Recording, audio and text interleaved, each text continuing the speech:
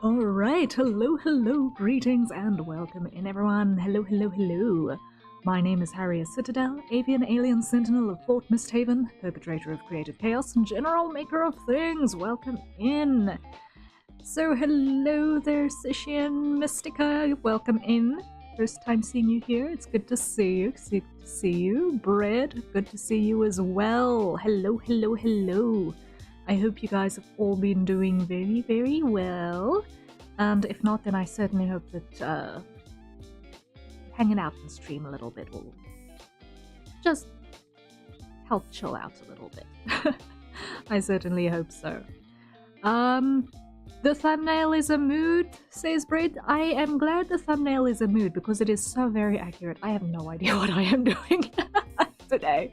I changed my mind at the 11th hour, aka midnight. It is 1:30 in the morning. I was here once before, but thanks for the warm welcome. Okay. I was not sure because my memory is notoriously terrible. But thank you for the graciousness on that front. I've got soup, so that's close enough to things going well. Hey! Soup is lovely. Yeah, no. That is warm and cozy sounding and absolutely gorgeous sounding, actually. It is in fact winter in Fort Misthaven now, so warm cozy things sound great. I've been lurking for who knows how many hours. I know, Sashin, thank you, I appreciate it. All good. I'm a ninja with the lurks. You never know if I'm here or not. Okay, that is indeed interesting news. Interesting. Yes. World cold, hard. Soup warm, soft. Fill yourself with soup. Yes! I can subscribe to that. I can so wholeheartedly subscribe to that. Oh my word. Yes. So, reasons why I decided to change my mind are twofold, really. I had a minor upset in my plan for today, and going to the post office had nothing to do with it. I had some IRL chaos that I needed to just take care of. So I did lose about 3 hours that I wanted to work on commissions earlier in this day as well, that I needed to catch up on. And it has just finished exporting the one that I have been waiting for the last 4 minutes while things were going off, so that I can finally just put the final thing in the folder. And when that is done, it will be delivered finally, because it's just a correction on final delivery. I thought it was to blame for the chaos. No, you were in fact not to blame for the chaos. No. It was family business website chaos that I needed to assist with and address. So it was not related to us. That means you could do more to add to the chaos. Oh my. Well, technically, if we're picking nits, if we're picking nits,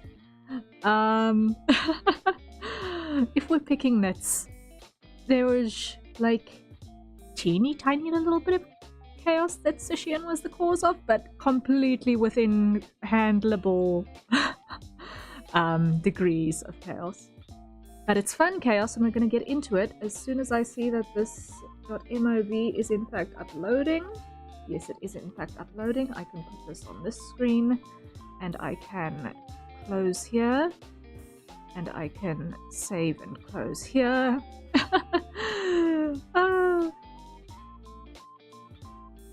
Wait, what chaos did I cause? Okay, technically it's on both of you. Since Mystica is your DM. You know exactly.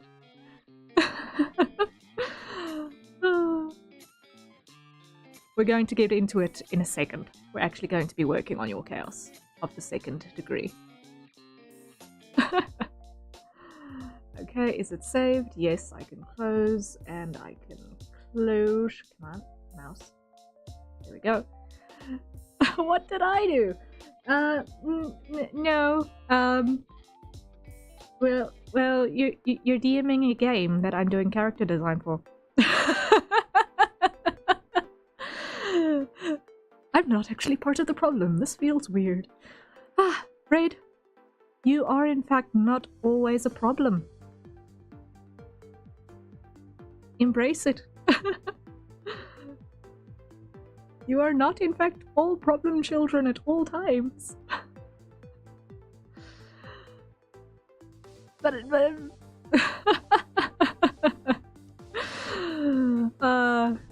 I apologize and will strive to do worse. Okay. That is so in character for you, Bread.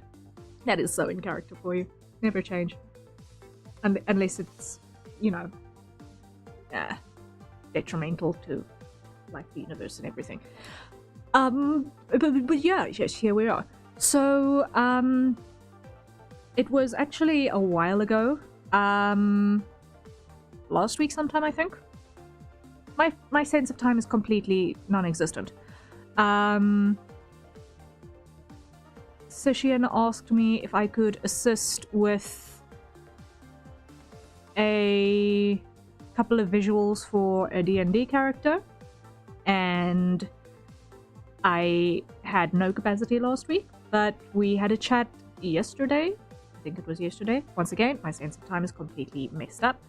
Got the gist of it, and I threw together basically a Skeb style mission option for character designs going forward, where it's not this iterative thing. It's basically throw your ideas in a hat and you get what you get, basically. And that is what we're currently working on in anticipation of this game that is upcoming.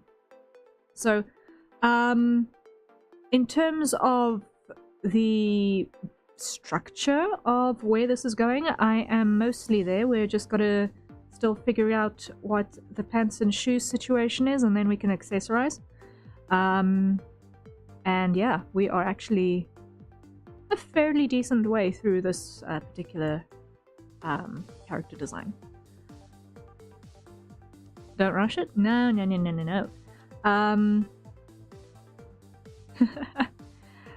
I have been hashing it out with Sishian for the last couple of hours. We've been actually, aside from yesterday's conversation, I've only been working on this for an hour and a half. Okay. But yeah, so it's an hour and a half in, and we've already got a solid foundation going. It's just now figuring out the pants and such for the rest of it. I see someone spamming hearts. Thank you. If you guys are enjoying what you're seeing, please hit the like button. It helps me with the algorithm. I can't believe I just said that, but I need to say that. Okay, that's part of being a YouTube streamer. It's part of being a YouTube streamer. Okay, so in a nutshell, we have I-Self Catgirl hybrid in a relatively cool but not presently frosty environment, and therefore we're aiming for lighter clothing because otherwise heat stroke. So I am probably gonna go for some sort of loose shorts here, I think.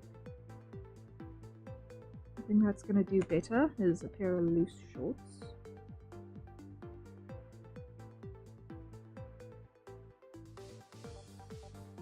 And from there,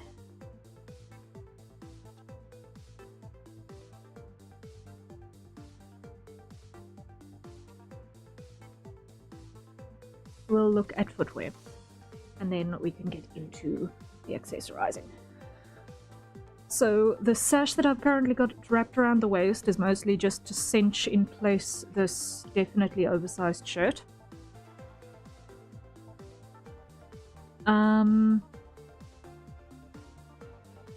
She's so pretty.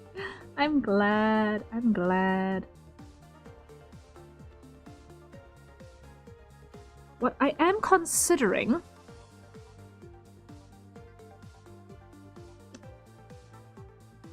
is actually doing a little bit of a hybrid thing with these. Now that I'm looking at it, I think I will do that hybrid thing.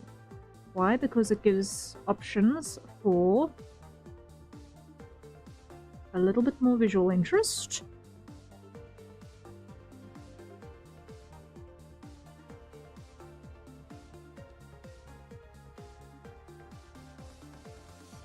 As well as a little bit more utility.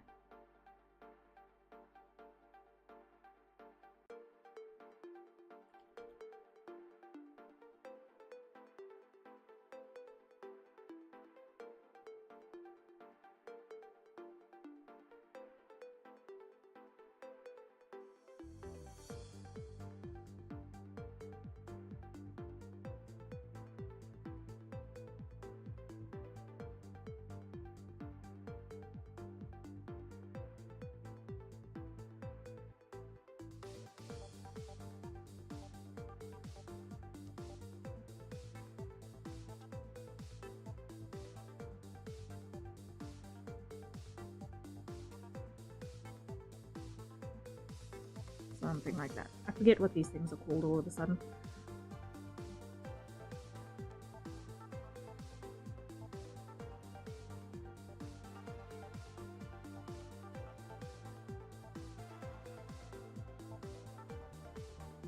It's not a word that was in my vocabulary until recently, and it has spontaneously evaporated.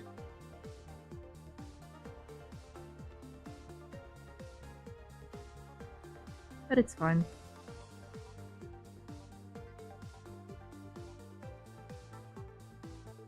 Skort? No, I'm thinking of, what, where am I gonna find it? I'm gonna find the word in the description of Zany's character design commission. That's where I'm gonna find it.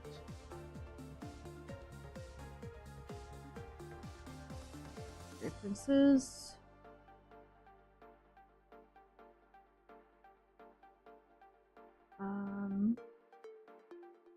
This is where I'm gonna find it. This is where I'm gonna find it. These things. What are they called?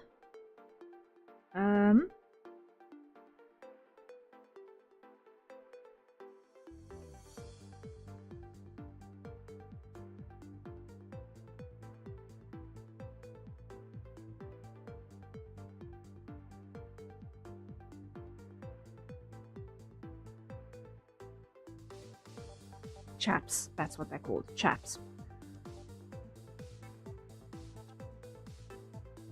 I've completely forgot what they were called there for a bit.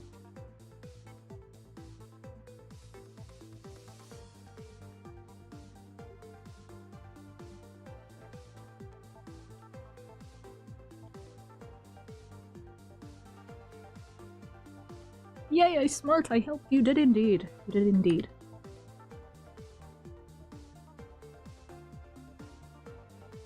So, it's a little bit of a oddity to see those in a shorter form.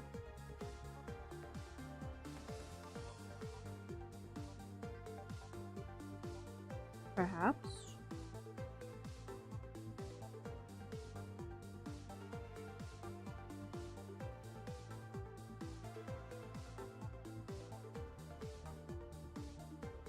But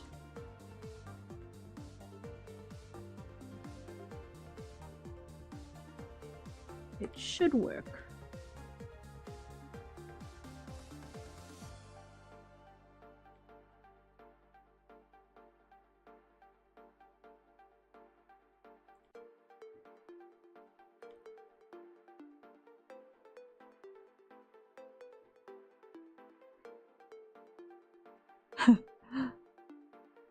I done a 1000% cosplayer. Oh wow. I am glad. That is always, whenever someone says, oh, I'd love to cosplay that design, I am always immediately just internally fangirling a little bit, because that means that I did my job right. I'm so glad.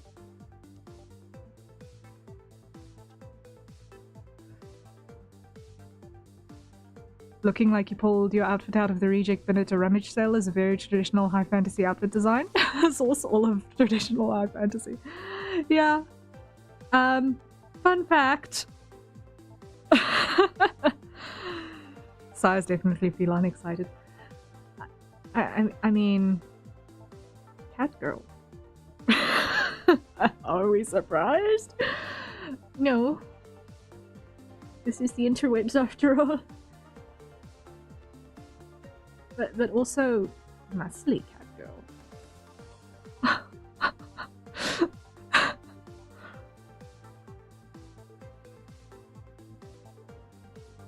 So, yeah, you know.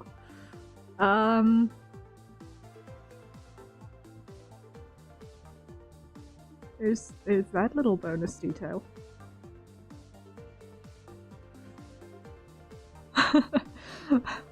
Faster notes on the muzzle girl. Yep.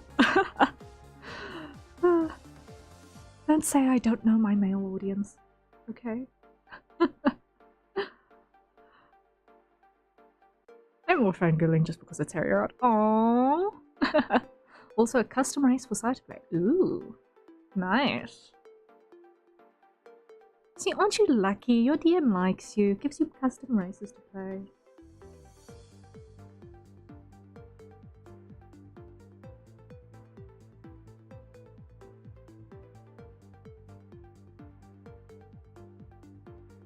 Now, let's see. How much of a pain am I going to be? I'm going to be a little bit of a pain. I'm going to have these poke out a little bit, and then have a turn up.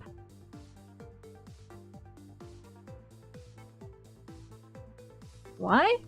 Because that is probably what would probably happen if it were an actual piece of clothing. Otherwise, it would be like a Bermuda, and I do not think that a Bermuda would probably be an appropriate article of clothing in this situation. But a turn-up would make sense.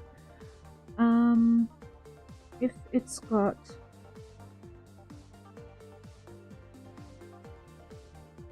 something like that going.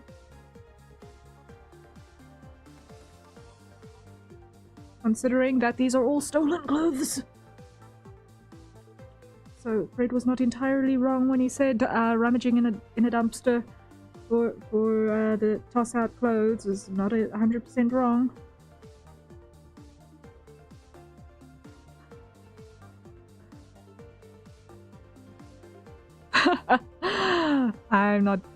I'm just dumb enough to give Psy ideas and then accept the challenge to make it.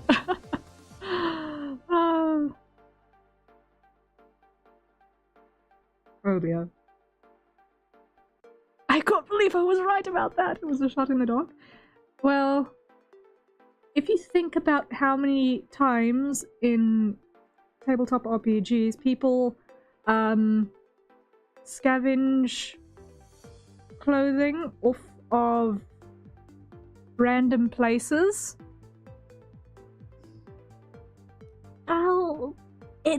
it's gonna happen at some point. That everyone's outfits are just like the mishmash of whatever they can grab that sort of works.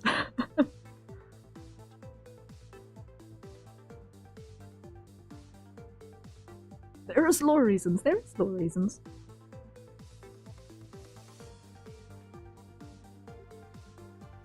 And sometimes law reasons is you grab whatever works in a hurry.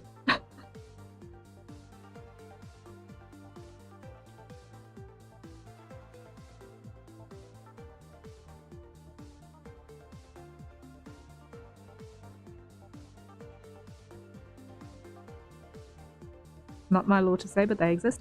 Yeah, I have read the backstory, so I personally already know the insider madness. Very, very interesting. I'm not going to spoil it.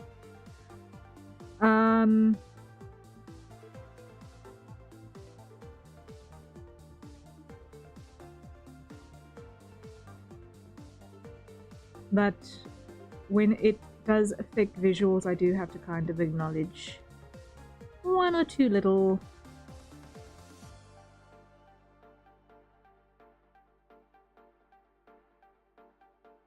observations.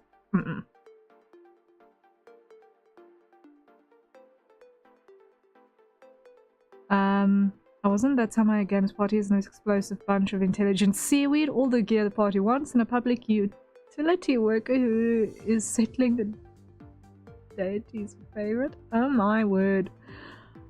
Yes, and oh my. Oh.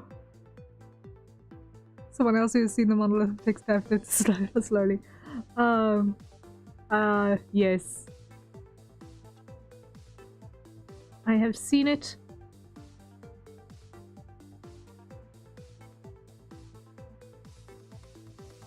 I feel like Sai could absolutely write a novel, if so desired. The styling is there.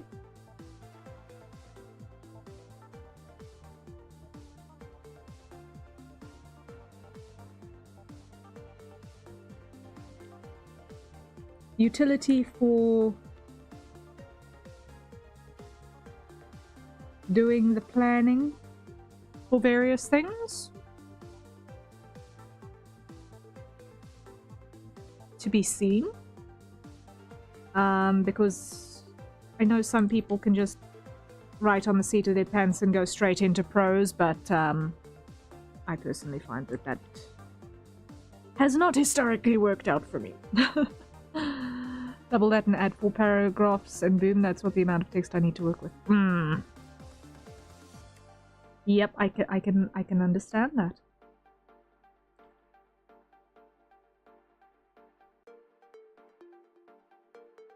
It's a lot to absorb.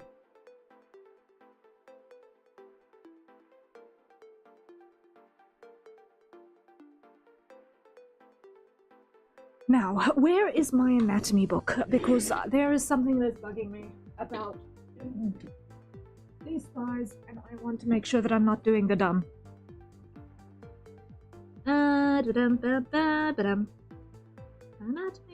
Anatomy book, where is that page? Okay.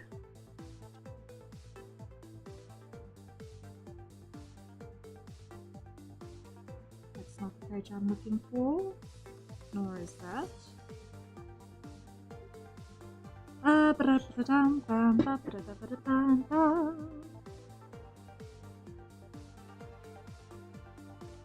Does that illustration exist on a plate in here?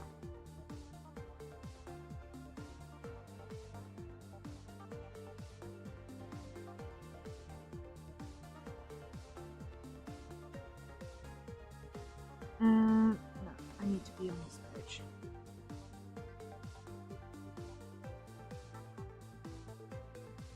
I want to be on the anterior view, yes.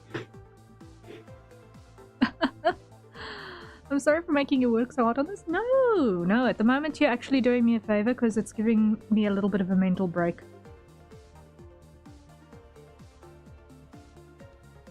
And also, I very seldom actually get to draw people with fairly muscular thighs wearing shorts, so it's a helpful exercise to remind myself about the exact contours of the anatomy.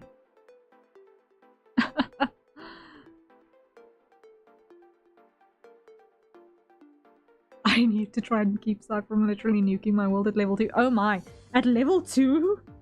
Oh my.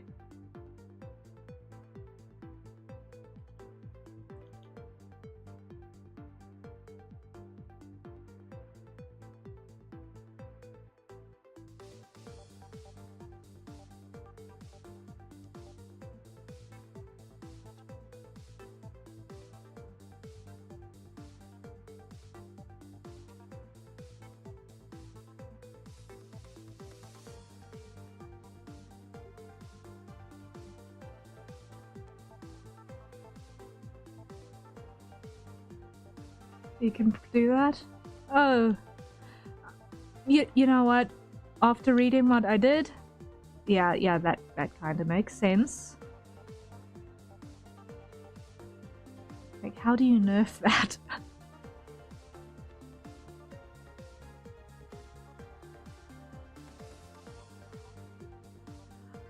That's my specialty. My method of combat is the rocket tag. Either the players beat them up quick, or the enemies get one hit and waste them.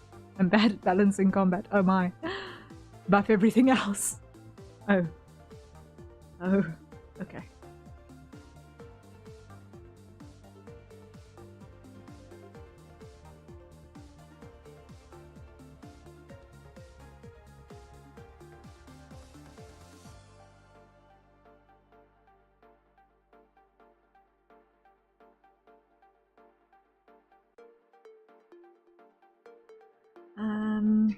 And what is the internal view? That is gonna be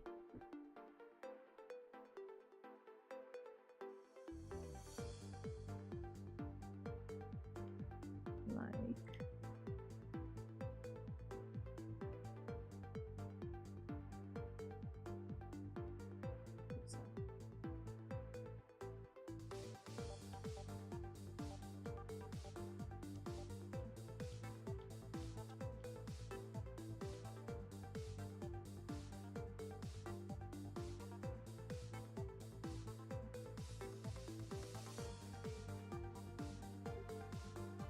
I agree with that statement. This line of thinking is also how players get an entire building collapsed on them as a light trap. Lucky rolls prevented all damage? Oh my word. I did not hear about the Cthulhu squirrel. What?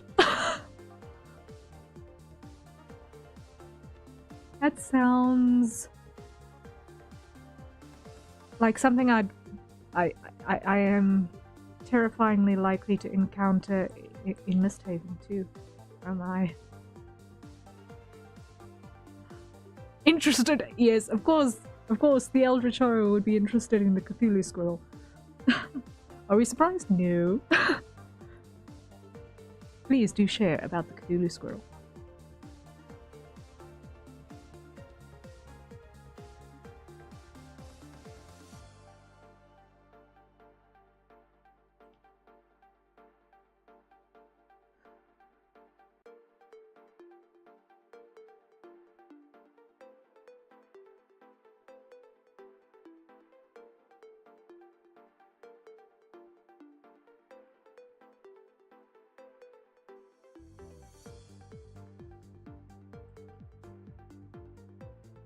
If you can. But let's just say that interest has been piqued.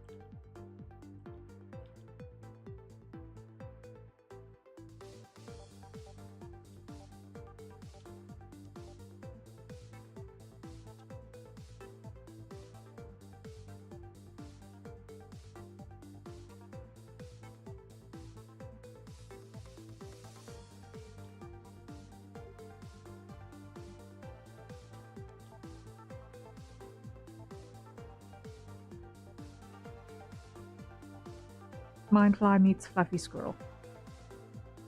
Fun. And at the same time terrifying.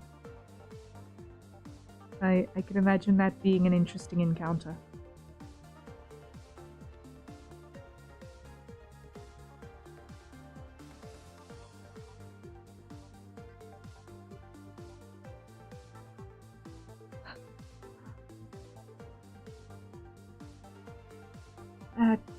That's gotta be an interesting encounter.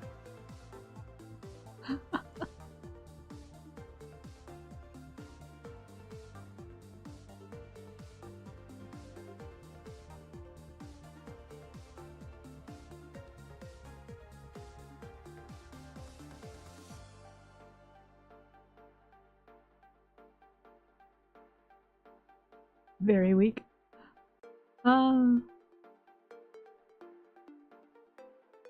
Still.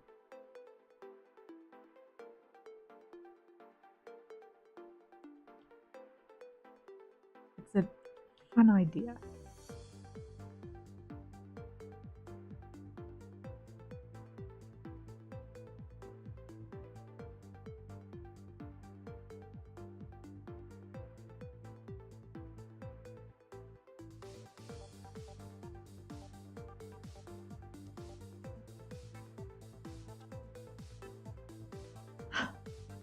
I'm actually really enjoying inking with my pencil. I did not think I would enjoy inking with my pencil this much. It's got this... It's a very different feel to it. I don't know if I'd be able to do this with a vector layer pipeline as agreeably, but this is kind of working for me.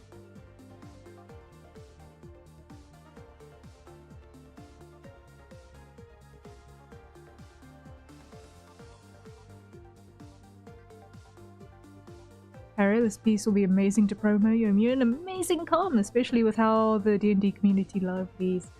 I am glad. I really hope that it will be well received. I just also realized that I need to adjust my line width. My word. Oh, my word. Okay. Also, that was a hydrate. So, everyone, acquire your nearest safe for consumption beverage, and let's take a sip. Let's take a sip. Try not to pour my coffee out over my anatomy book, please and thank you.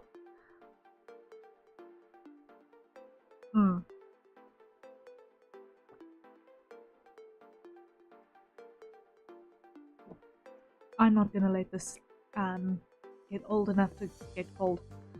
Nope, nope, no, no, no, no, no, no. This time. I got my lemon and lime water. Nice, nice. What's everyone else having?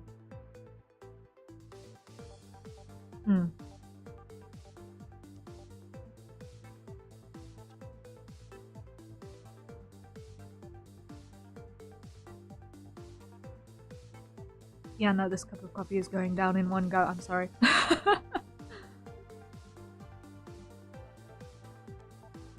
I'll be on water for the rest of the stream, but this coffee needs to be had now. Before the headache hits. I do not like it when the coffee headache hits, and one feels like there is a hatchet stuck between your eyebrows. Not fun.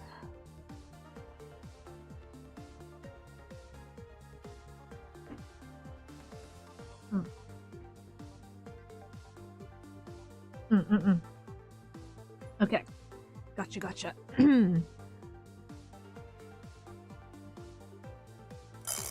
I think Sai's onto something. After having a group of characters for a few years for the campaign, it would be nice to get a quick art of them. Yay! I'm glad. I'm glad that the idea is sparking ideas. Okay, so I want that to be somewhere where I'm not going to knock over things. There we go. And anatomy book can now live over here with it. Okay. What did I miss? Hydrates. You missed hydrates. So, acquire your nearest safe for consumption beverage and take a sip, methinks, is probably it. That's gonna be the thing. My phone goofed? Oh no!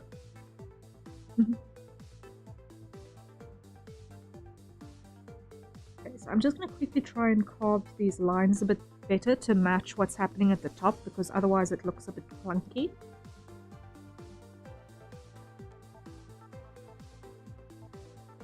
And that's just a matter of me getting lazy in my inking. I'm just gonna carve these back a bit.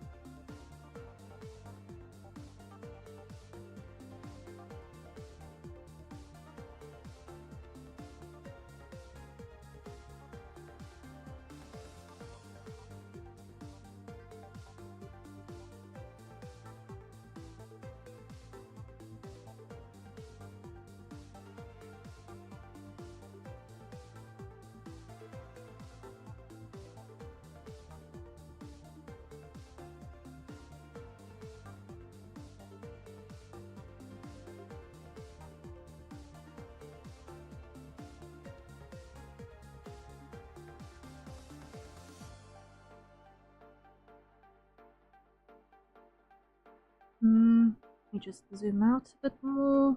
I just want to check my line weight distribution again. Okay, still a couple of thick patches that need addressing.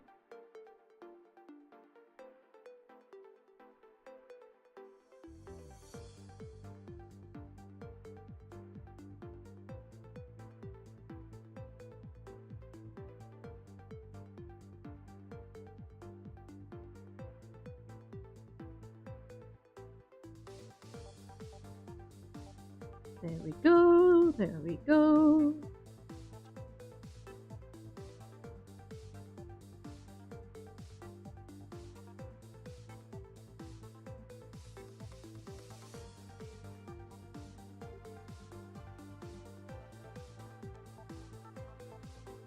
Okay, that's matching a bit better over there. Did you say something to me? I think I was potentially talking about carving lines thinner, but besides that I can't remember saying anything specific.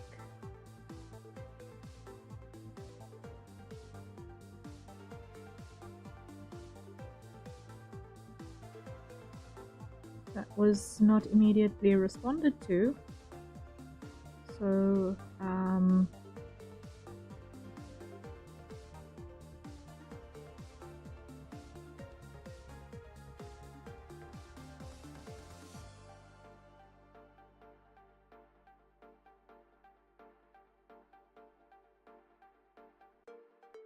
so I was just hearing things.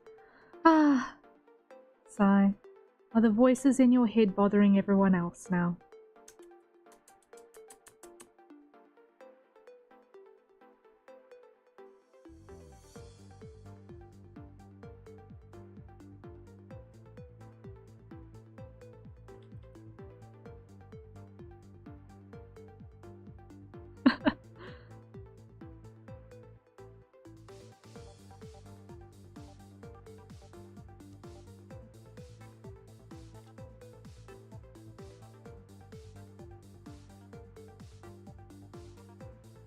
Okay, I've almost got the line weight repaired. Almost got the line weight repaired.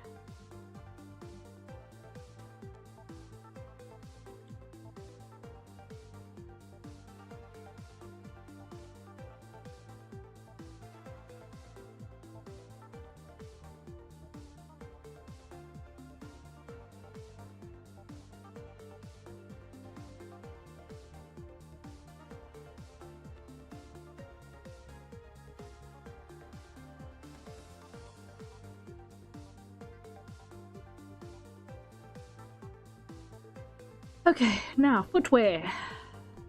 Footwear. That's always the pain to deal with. Every single time.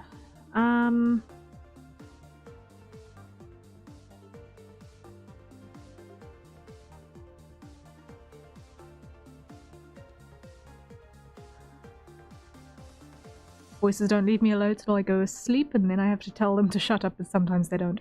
You know what? Understood. I understand that a little bit too much. Unfortunately, my keep me awake voices end up singing Bohemian Rhapsody, and it's a good song, so I end up listening to them. And yeah.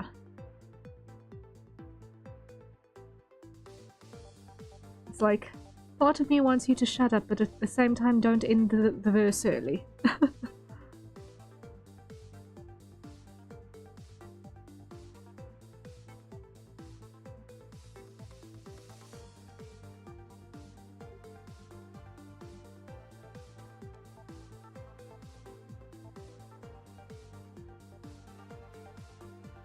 Okay.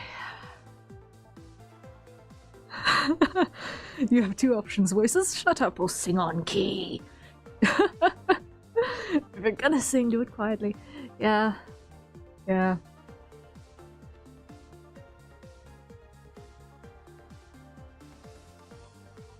'Tis the challenge.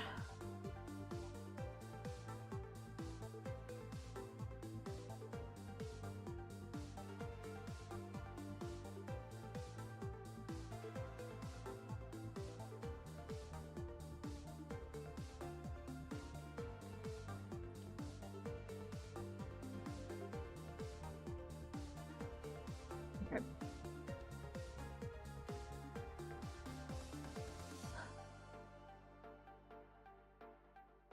So I'll put some utility fixtures on those in a bit, but footwear.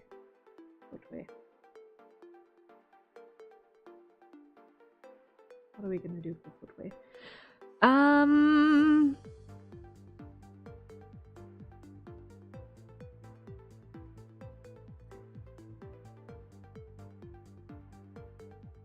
The absolute easiest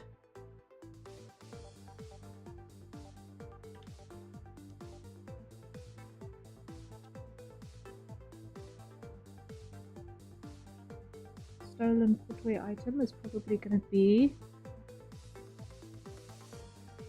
a 3-pot pull-on boot.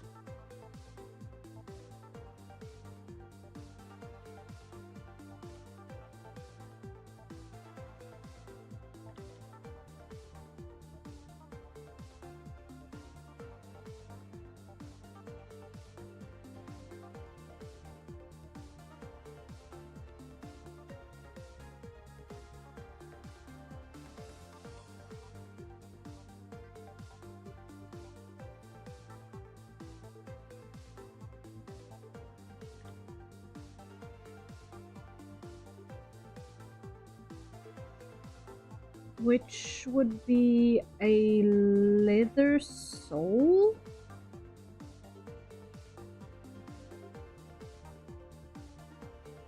So it would probably be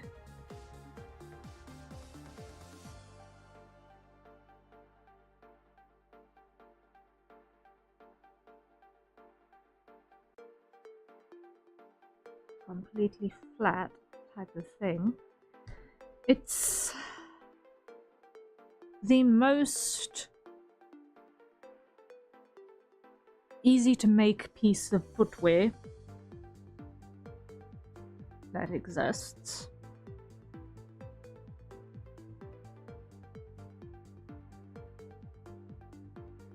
Very uninspired looking though.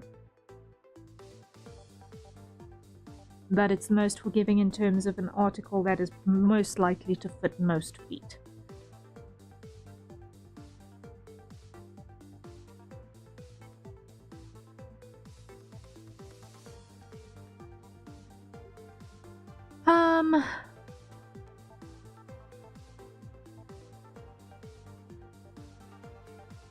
What we should probably do, though,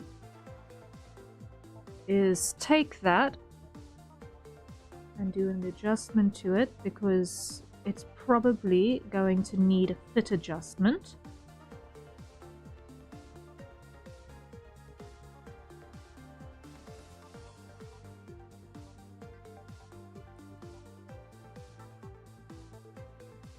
And that means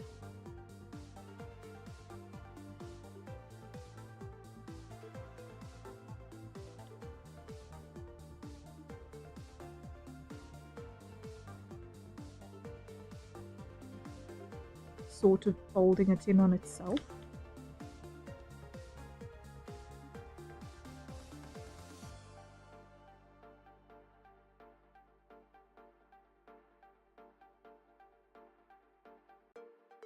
There's so many types of shoes she could have stolen. Yeah.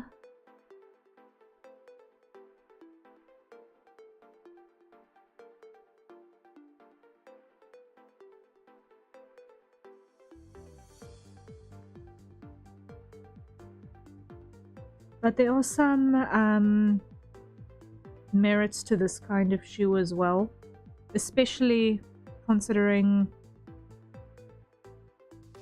her activity levels.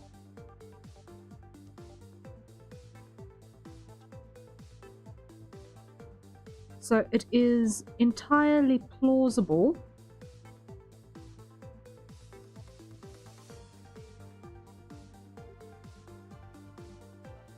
that she would have known the benefits of using a thin-soled shoe for things like balance on uneven terrain.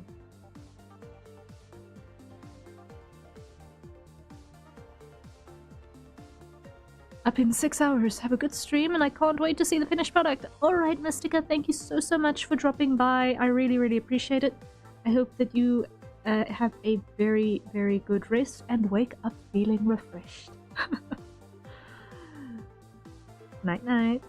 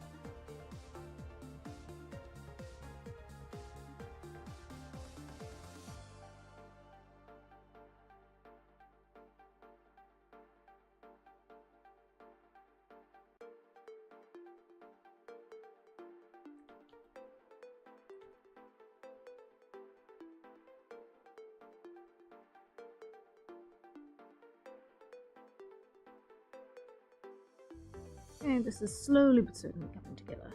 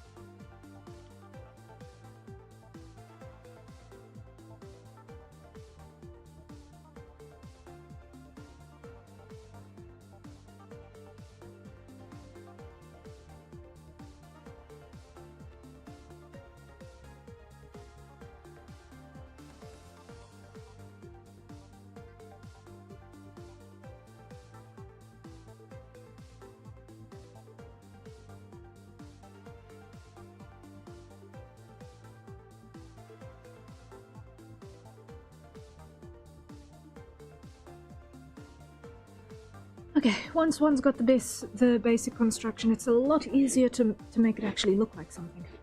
Okay.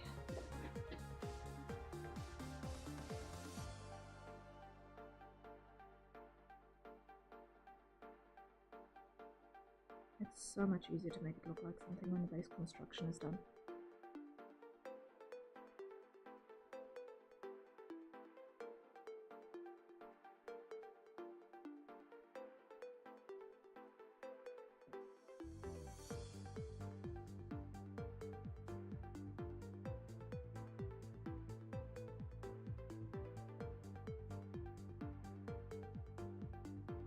Okay.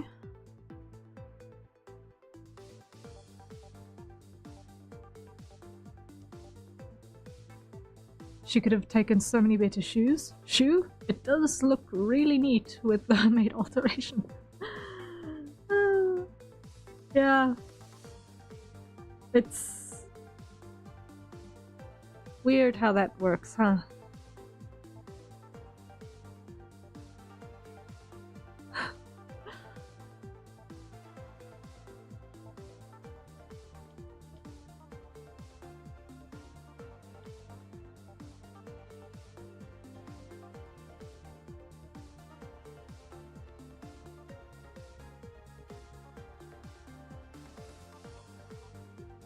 I think the thing with this particular type of shoe that makes it just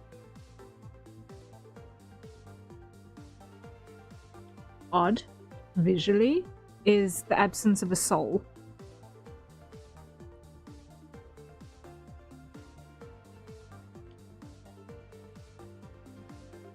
Like that's the only real key visual aspect that looks like it's missing, even though it's technically not.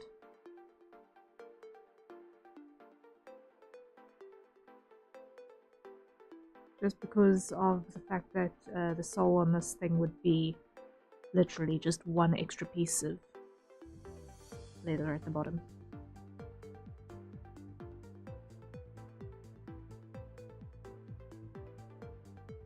YouTube didn't post my message. Oh no.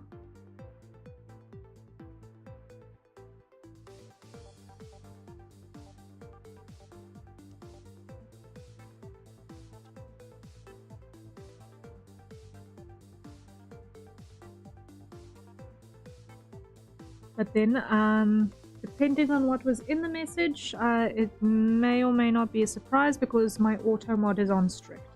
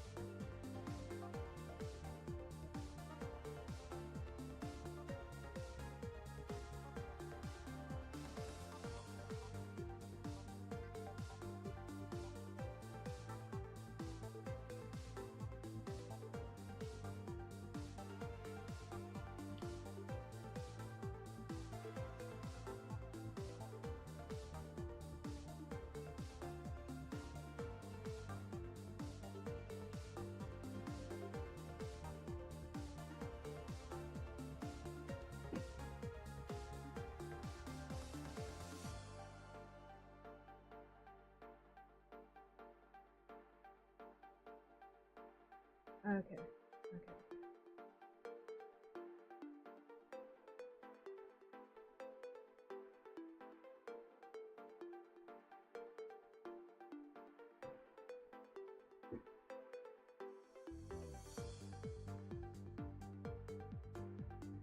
Yeah, like, there are... Yeah, okay, so, can I read that aloud? Should be able to. So, for example, trapeze boots, if she chose the barefoot look, or the shoes you're drawing, or just a piece of leather and a string, yeah. It's... I'll be very honest, I don't know what a trapeze boot looks like, just based off of the name. I am absolutely terrible with knowing the names of articles of clothing, apparently. I can remember pieces of armor. I can remember pieces of plate armor, but I can't remember clothing pieces. Priorities.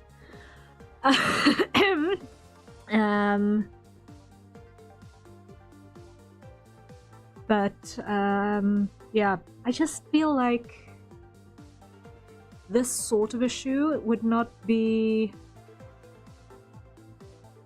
useful for a snowshoe, but absolutely useful for if you're walking over rocky areas where you need to be able to find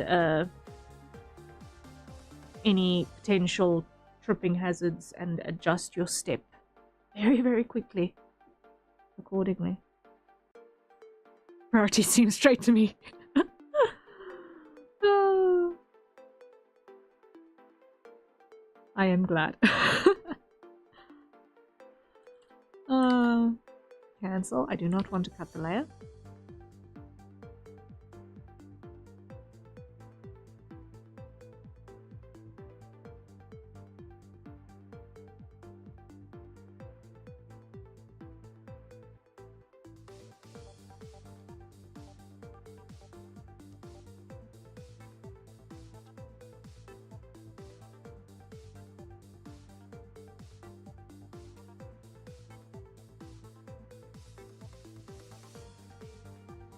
Okay, and then...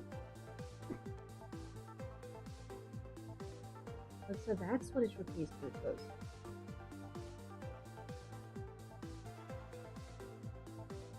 Ew!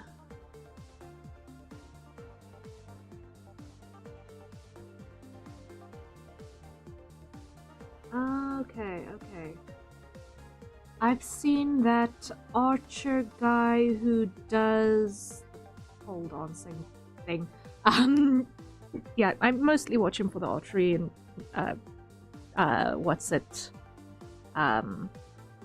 historical weapons conversation posts that are very informative.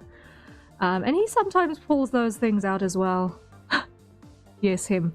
Yes. He's always got such fun videos.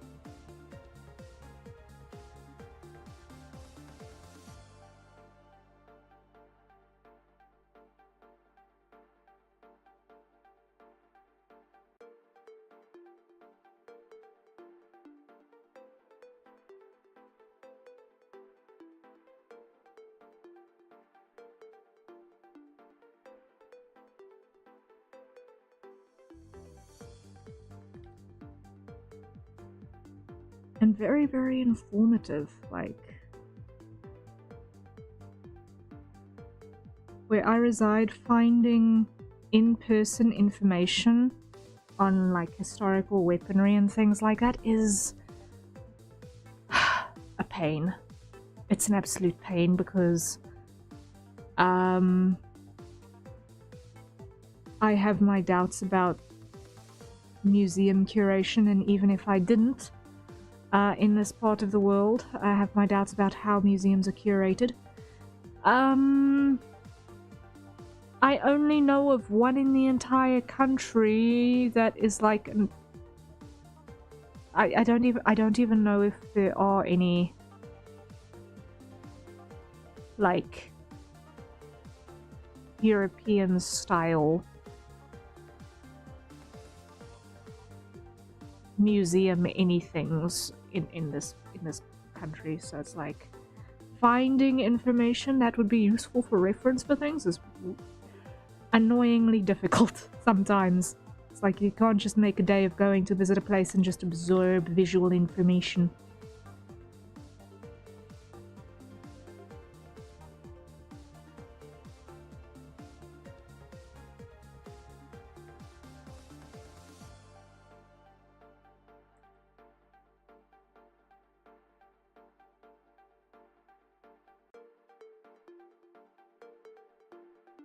I've said before that if I ever got the opportunity to travel the world, one of the things that I'd want to do is visit a bunch of castles. The other thing that I would want to do is visit a bunch of war museums and just grab references on armor and different historical weapons.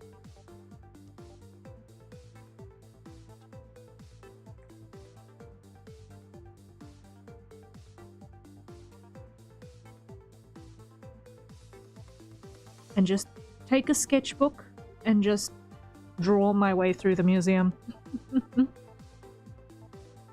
They're made to protect the arch of your foot, but supports your ankles while allowing you to maintain grip and balance in all terrain, as he puts it in his words exactly. Oh. The UK is the home to all of those things you want to see. I know. It's on my bucket list to go over there at some point. It's legitimately on my bucket list. I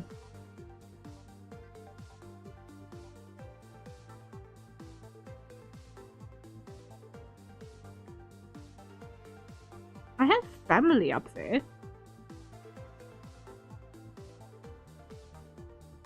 I think. Yes. Yes, I do. But it's just difficult to get there. I'd happily be a tour guide if you ever come over here. Ah, that would be fun. Yeah. Because that's the other thing. International travel is only fun when you've got people to meet on the other side. Right?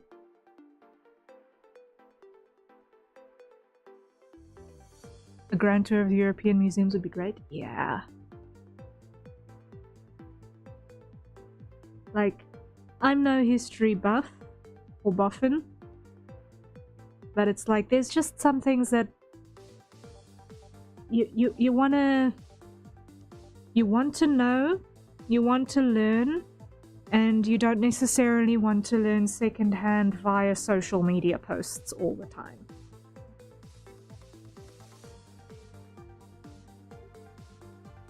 Or internet pages that you're not sure you can trust anymore.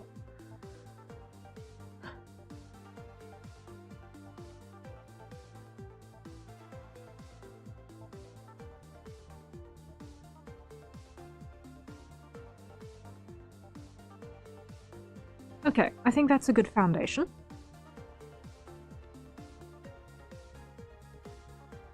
So now we need to look at accessorization.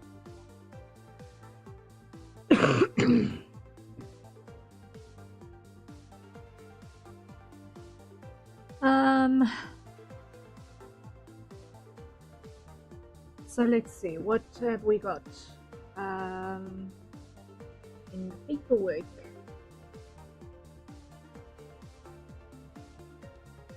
What is carried? What is carried?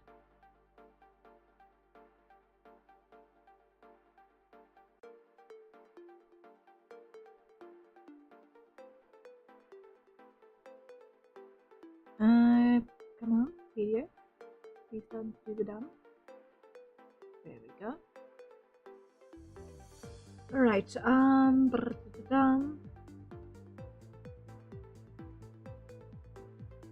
which page has the equipment? Anyway, that's a hydrate. Everyone, acquire your nearest safer consumption beverages and let's take a sip.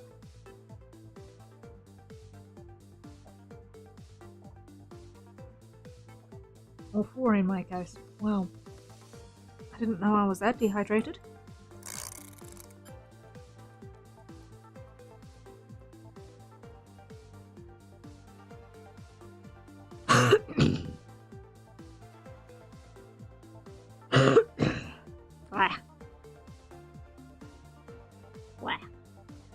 Okay, so I need to see which page is that.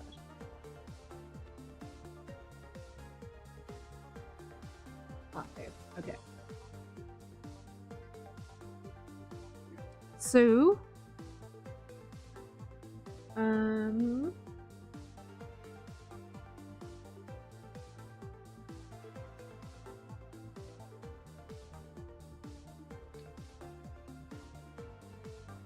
things that could be worn.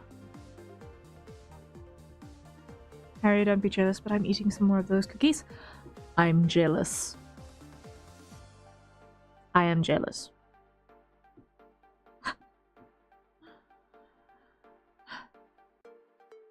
No! You can't just say that. to a person who you know that cookies are their weakness.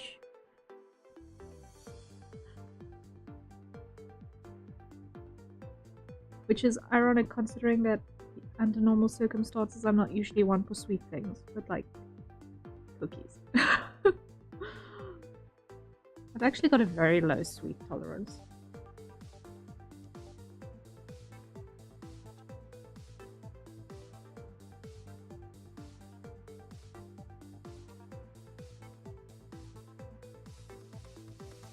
That was immediate full verb activation. Yes.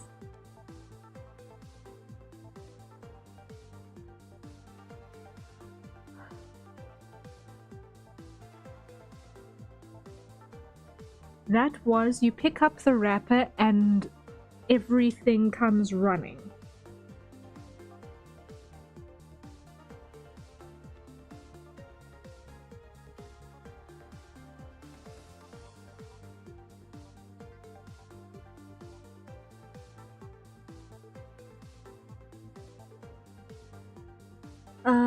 Right, I was going to do, I just want to check one thing. Where is my browser? Over there.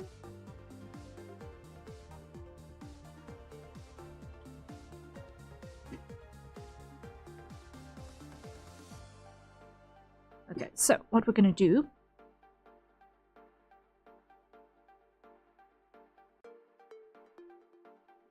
is we're going to have...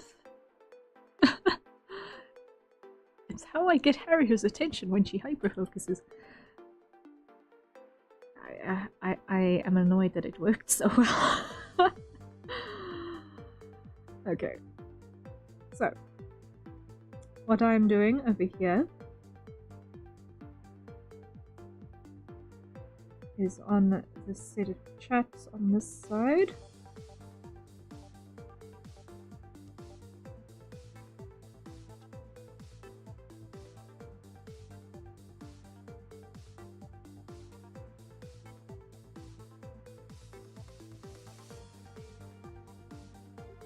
We're applying a pocket.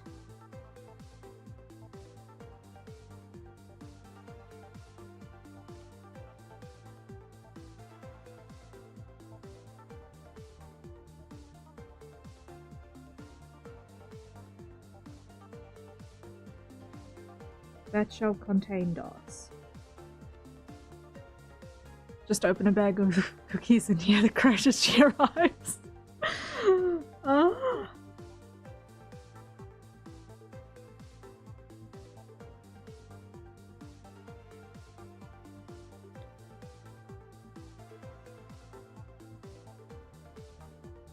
I have got some degree of self-control, but it's like not easy.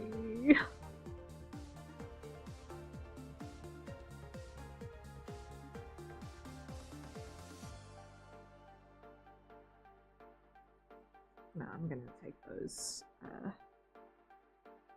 out because that insinuates a specific number.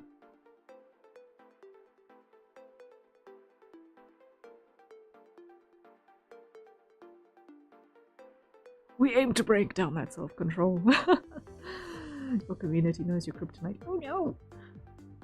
No! You know what, it's fine. Whenever I go into someone else's space, I always sneak in to deliver cookies anyway, so...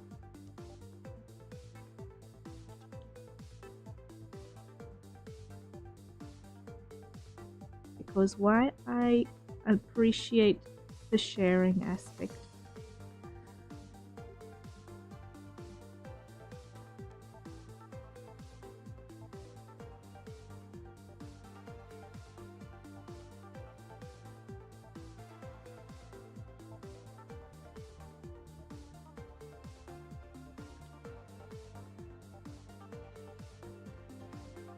Okay.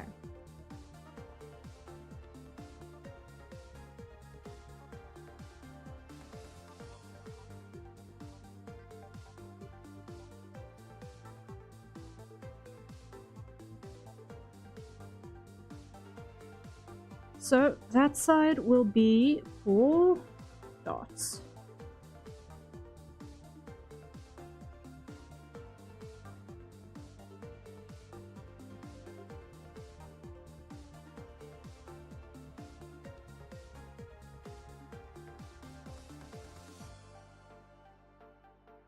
Jennifer, hello, welcome in. How are you doing? I'm doing well. I hope you're doing well as well. It's good to see you.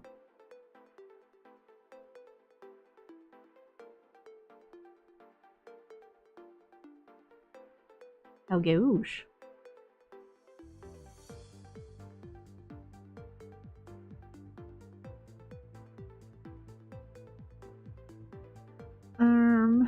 So that's dots. We also need a sling.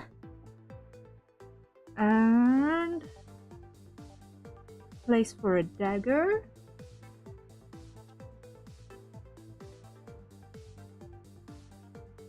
And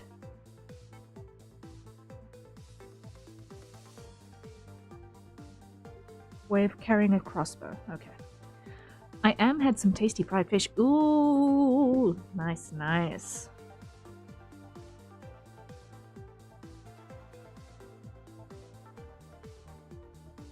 Very nice.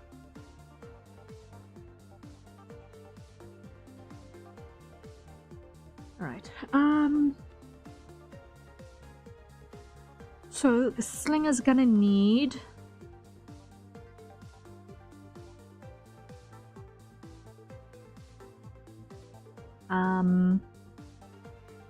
its own ammunition. All the commission looks sick so far. I'm glad you're enjoying it. This is a D&D character for Sishian that we are quickly hashing together.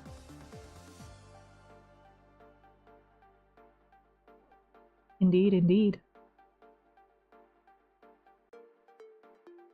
Okay. So I'm gonna put this one on this side, similar sort of a pouch, but just a bit fuller looking.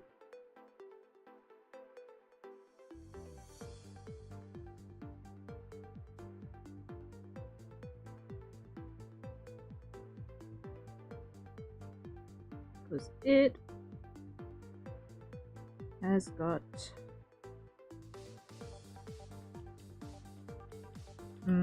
maybe not quite like that. Like that. That should do. That should do. Yeah, because this one is going to be ammunition for the sling. So the flat one is the dots, and the one that's got a little bit more mass at the bottom is going to be the one for the ammunition for the sling.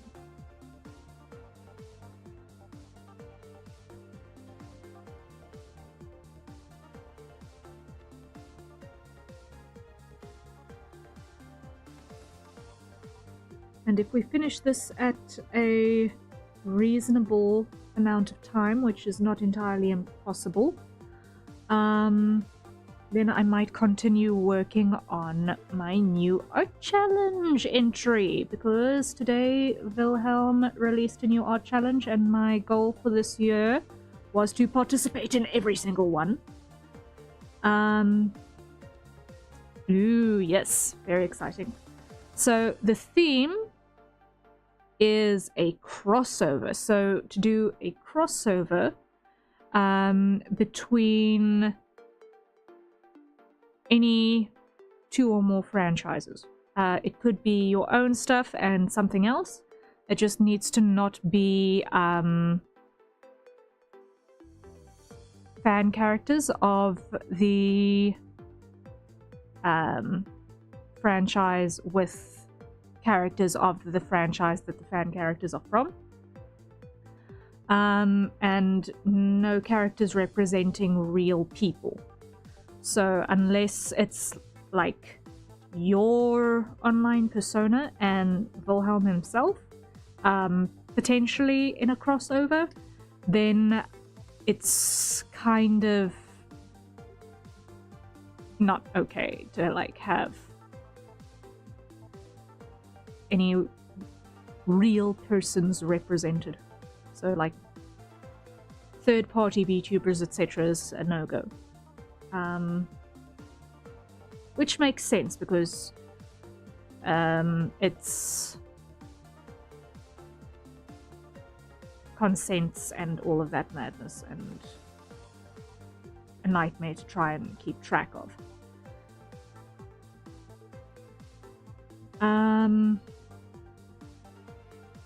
So yeah, I've got an idea. Because we are allowed to use our own worlds as well, I am kind of looking at doing a Misthaven type thing. Because it is a world build that allows for crossovers so easily. So I'm gonna probably do a Misthaven crossover. And possibly a second one. I don't know. It depends on how much time I've got this month. That does sound pretty fun. Yes. Even if you're an absolute beginner artist, I 100% encourage you guys to potentially join in if you want to join the challenges. It's a great way to track your own progress. There's a feature stream every month with every challenge where we literally look at just encouraging everyone who's participated and appreciating the work that gets put into. So it's not a competition or anything. And it's really just a fun and inspiring thing to see how everyone grows with each challenge that gets participated in. So if you are trying to hone your skills and want to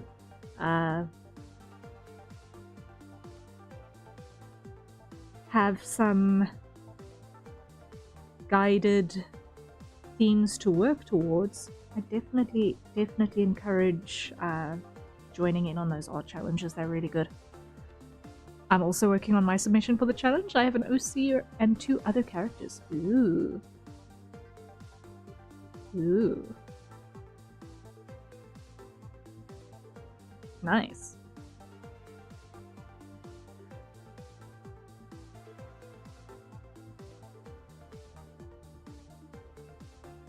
I have to still decide who one of the characters in mine is actually going to be. I know that it's a tanky sort of person, so I'm still just doing the last decision on which character that's actually going to end up being.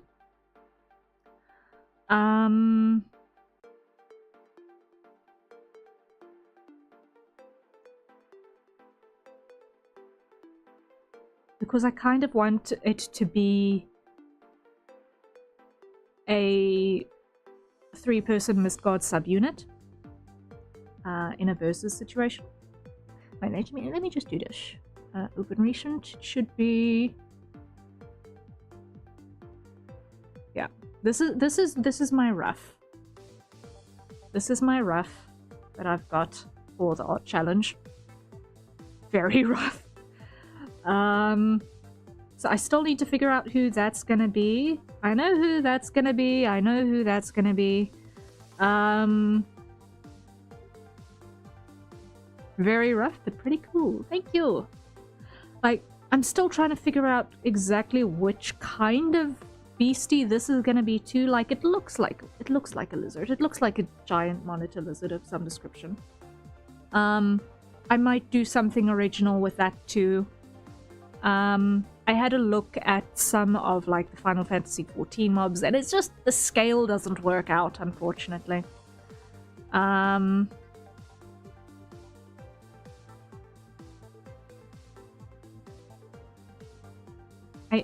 don't know enough lizard coded entity. Yeah, I don't know enough video games mobs to be able to say, okay, it's gonna be this thing is giving this video game vibes, for example. So I can't. I did do a brief search through like the Final Fantasy XIV lizard type mobs, and I didn't find anything that was a close enough match. So I'm still debating on exactly what I'm gonna do with that guy. I might just make it an original species thing. Insert arbitrary lizard monster here. Which may end up being an actual Misthaven mob. I don't know if I do it that way. Unexpected visual development? Maybe. Concept art? Maybe. Locke backstory? Absolutely, because why? Locke. Honestly, if I remember, I think someone joked about doing a tavern for the challenge, and then they actually started throwing together a tavern. But yes, my fairy boy is gonna be here, so he's gonna be the main Misthaven representative in terms of current canon.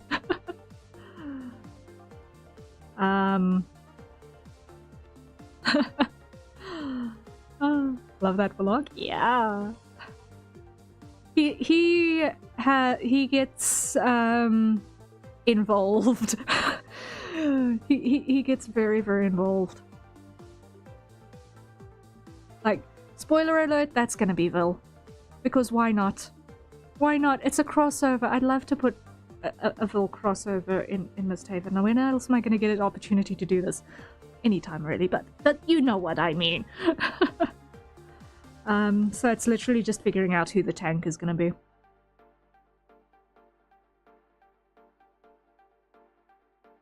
I am very, very, very tempted to do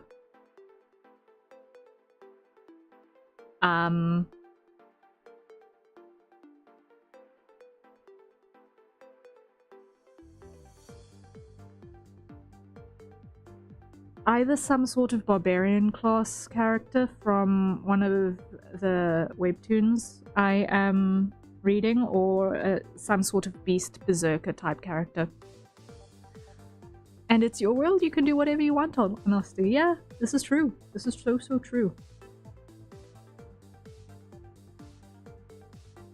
And no matter how chaotic I make it, technically, it's not impossible given that the world already allows for it, so...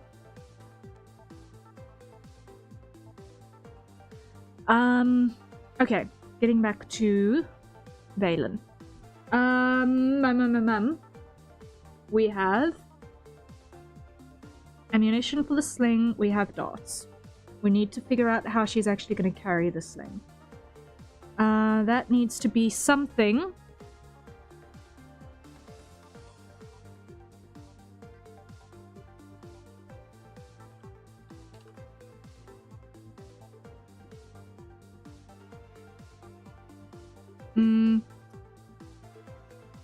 That is relatively quick and easy to access. Toaster! Hello, hello, welcome in. Good to see ya.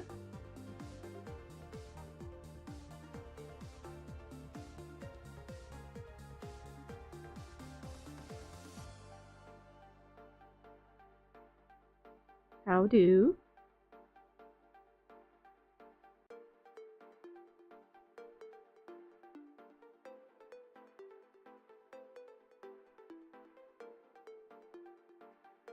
Reminder to save. That is a good idea, thank you. I do good? Yay! It is fun to have a world pool that allows for crossovers. Means you can theoretically annoy your friends in your own home. Absolutely. Absolutely.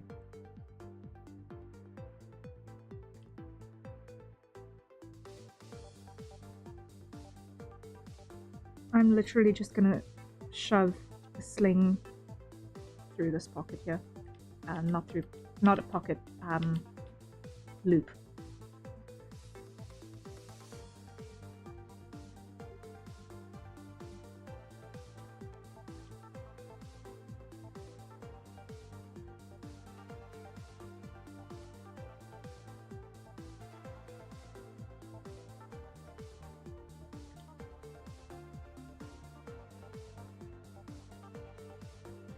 That's what I'm gonna do. Toaster, we are busy doing a Skeb style D&D character design for Sishian. That's what we're up to at the moment, in case you were confused and lost. And if I finish it timeously, we're going to be working on art challenge things. I love having rust on my toast when I make it. Oh, hi toaster. Oh, my word, Sishian.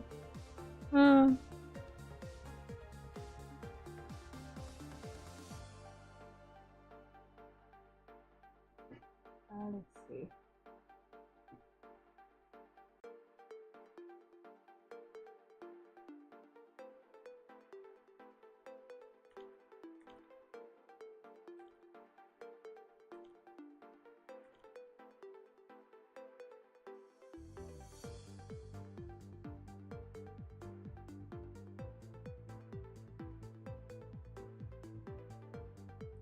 That's gonna be annoying.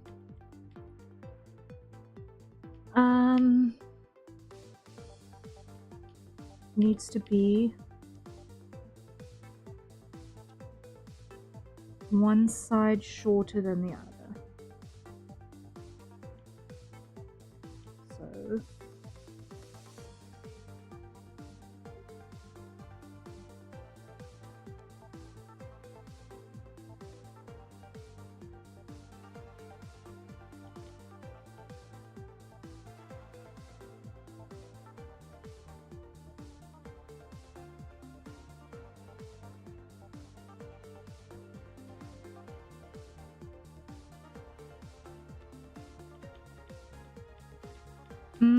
I think what I'm gonna do is I'm gonna do a little monkey's paw knot on the end of this.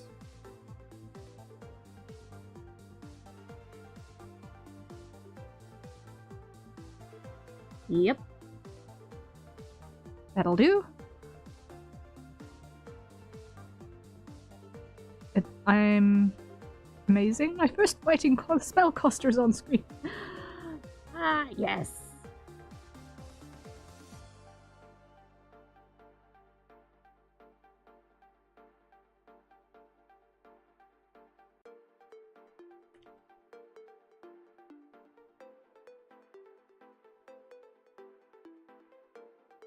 So, one side's got a little monkey's paw knot, other side.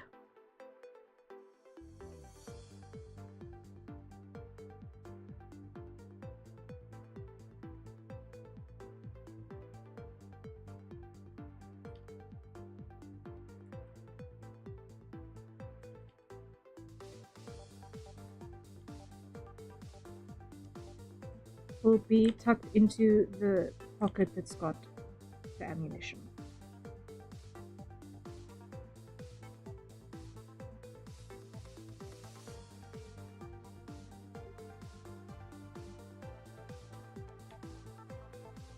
If you're carrying these things with you, then they've got to be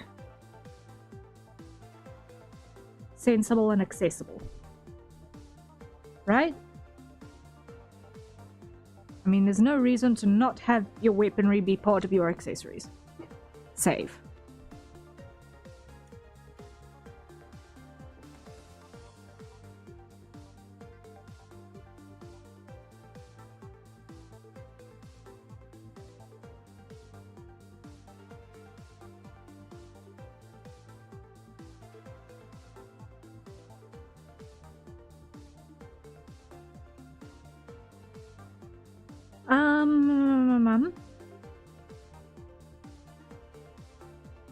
Your gear has to slay in all meanings of the word. Yes.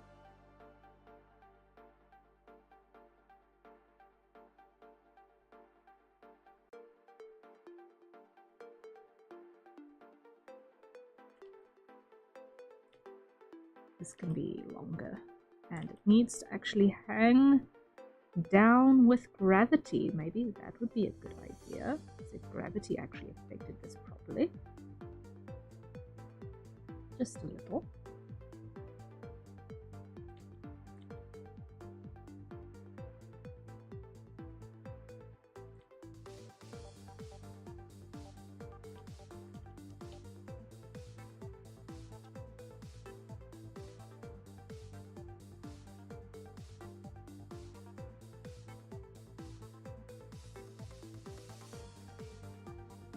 1,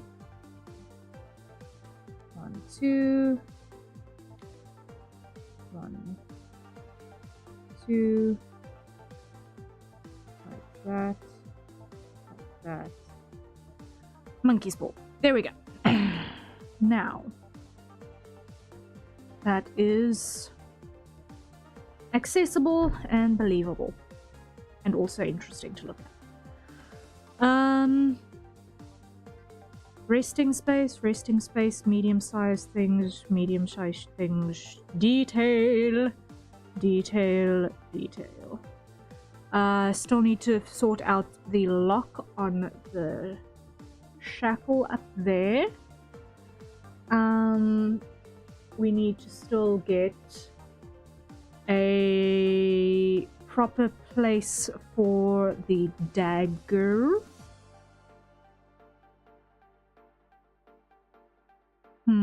I think I know what I'm gonna do with that.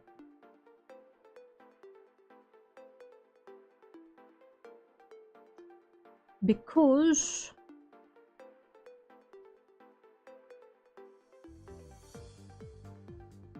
has turn up, make it useful.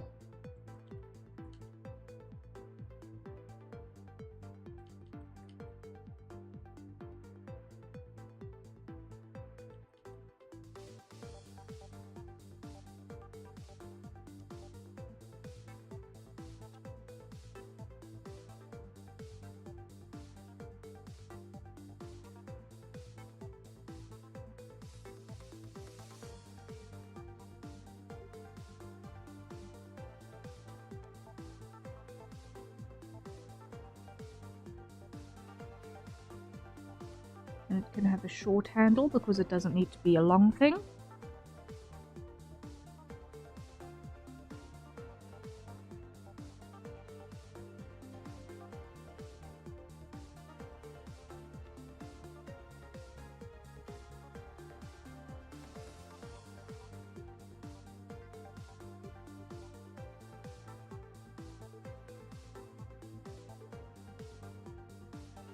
And what I'm going to do is I'm going to pivot this like that.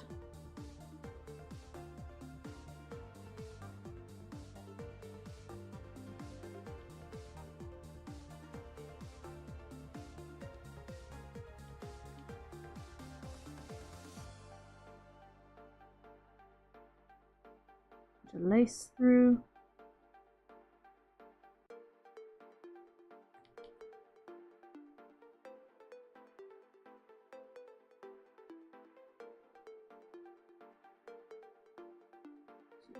Scabbard. There we go.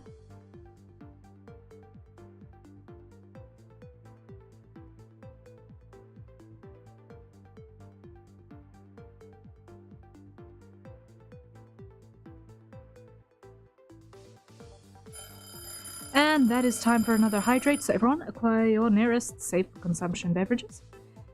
And let's take a sip.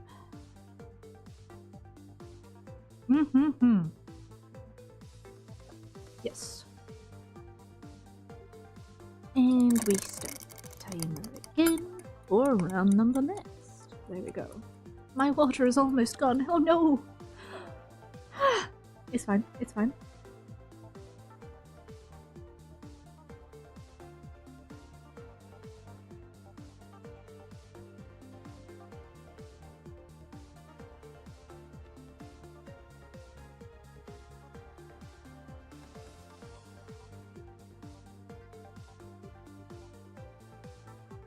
I didn't realize there was a hydrate timer. It spooked me a bit. It generally does spook everyone the first couple of times. It spooks me to this day. But it snaps me awake, if nothing else. I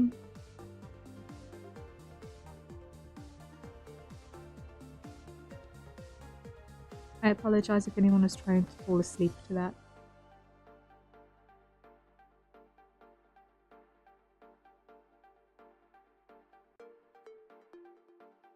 I might be desensitizing you guys to alarms. It brought my attention back to stream while I was drawing. Well, I suppose that's not bad. The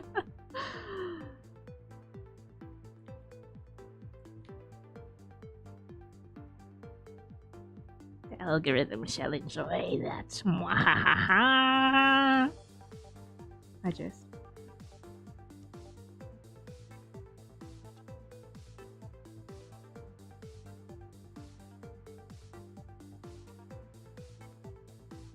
It's probably actual, actually, that observation. But anyway.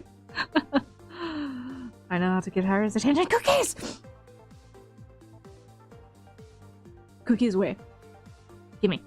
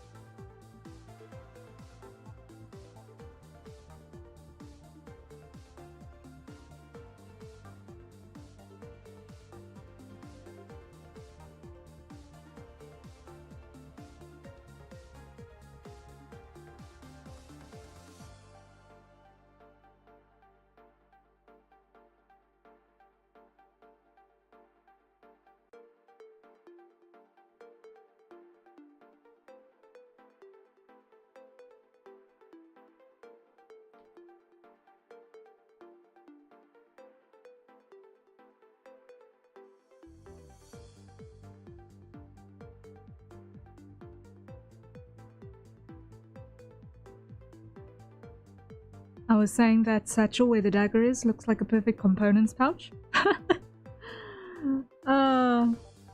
Well, it's definitely a something pouch. It was initially intended for your darts, but whatever you decide to put in there, none of my business.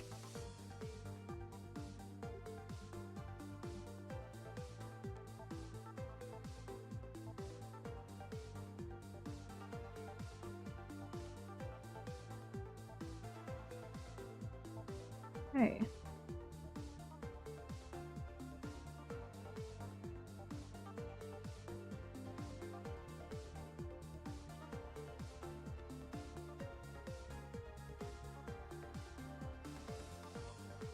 Wait, do I have dots on my character sheet?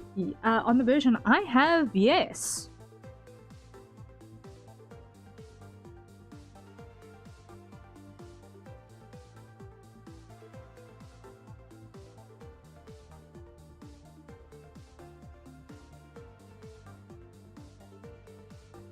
I didn't know.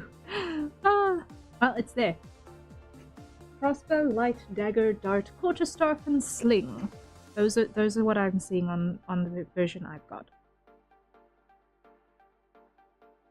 Hence, you have sling, dagger, darts.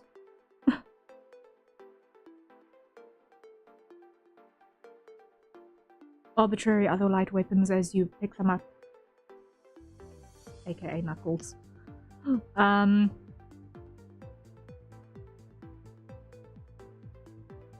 Whatever happens to be in arm's reach.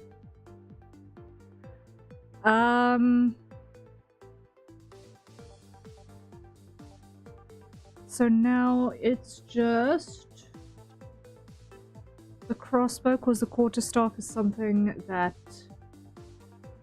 basically functions as a walking stick.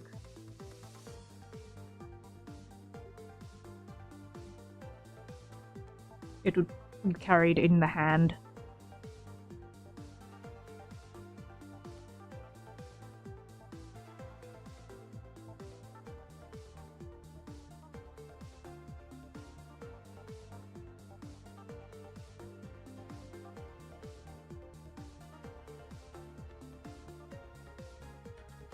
Out of luck, let's make this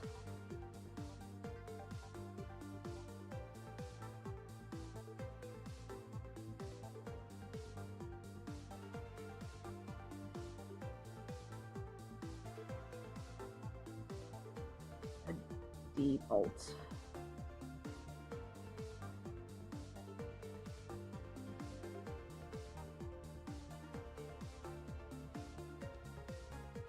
Deshackle.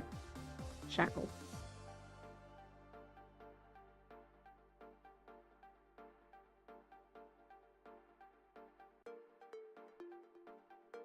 Yeah. Why? Because that can be unscrewed and released at any time.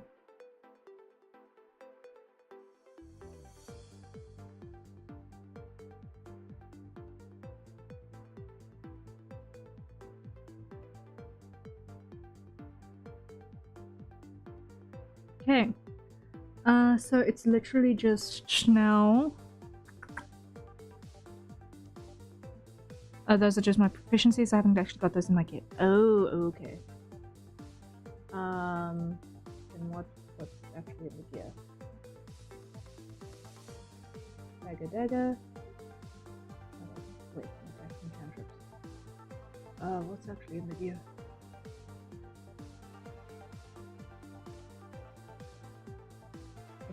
Okay. Dagger, backpack, component pouch, bedroll, mess kit. In the box for the skin. Ooh. Ooh. Shucks. Okay.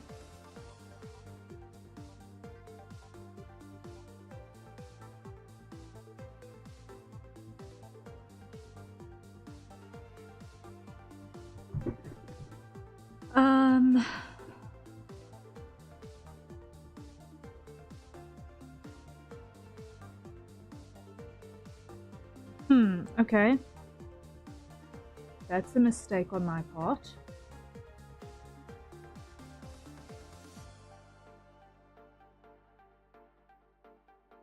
Two daggers, no sling. Okay. Still, the sling and dagger look nice like that. I'm glad. Shucks. That's probably gonna mess up your loadout.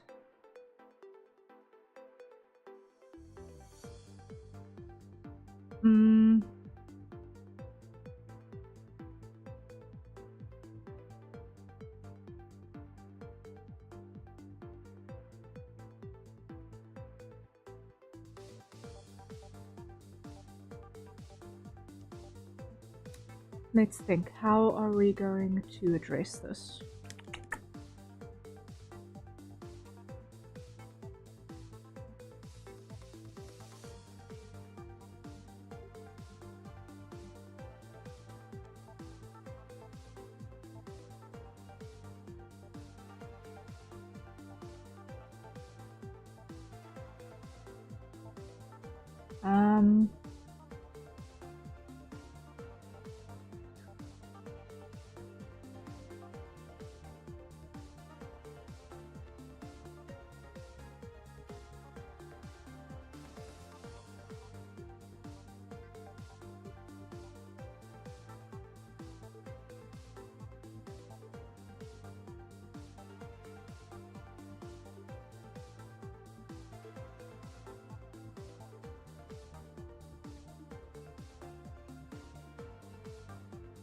Let's think.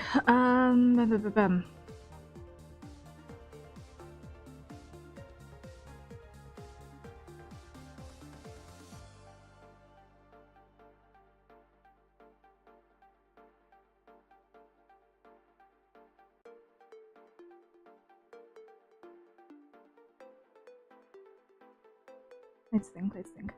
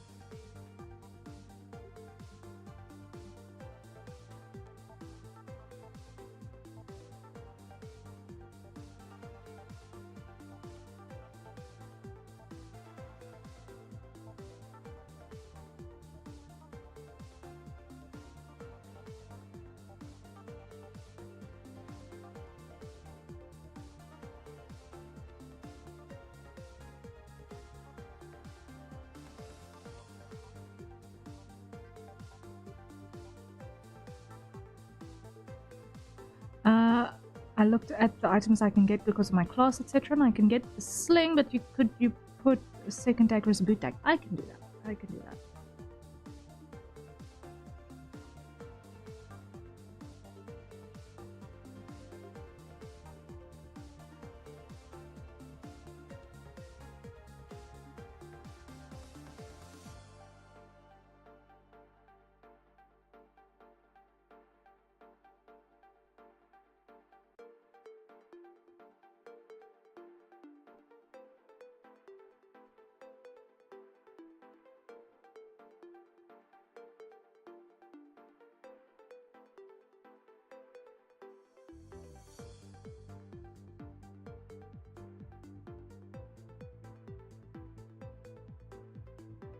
We can absolutely do that.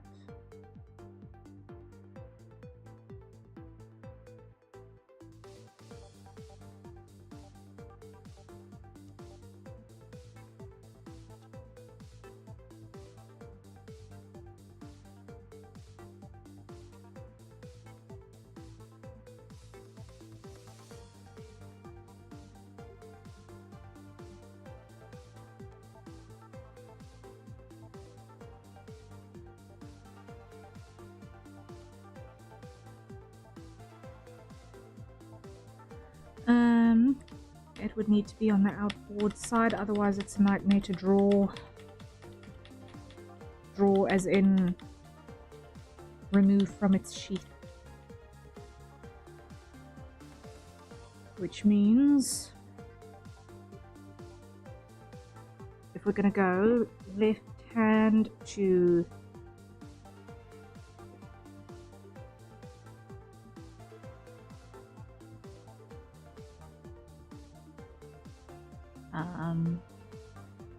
left hand to here, right hand to ankle. Because in D&D they're not specified, they have to be the length of a kitchen knife. Okay.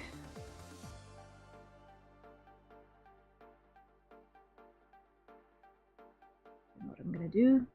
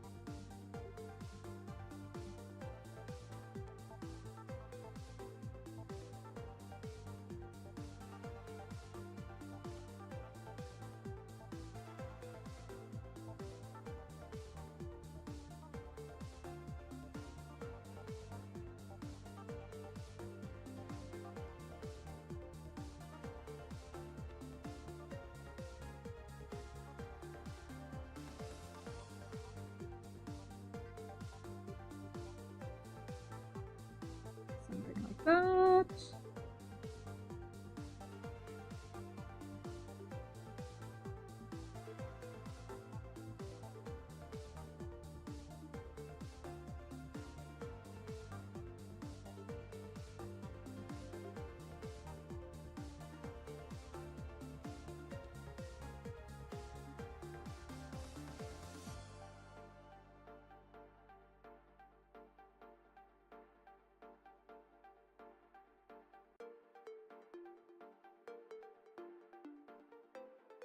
Let's see, how is this going to behave?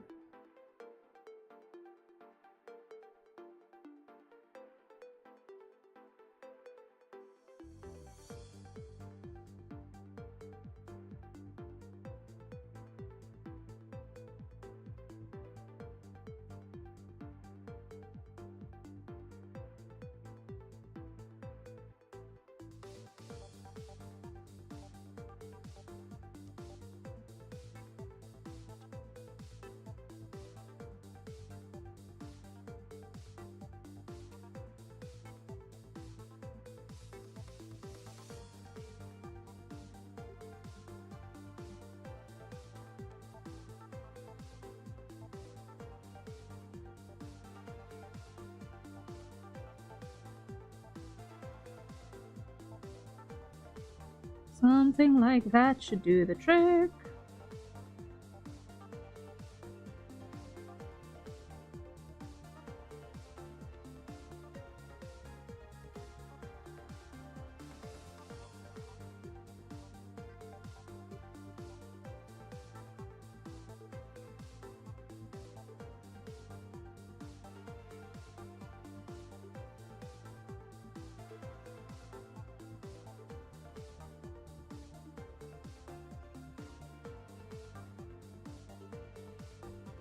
Something like that should do the trick. Okay.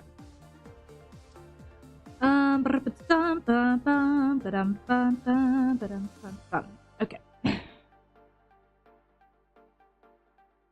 Now.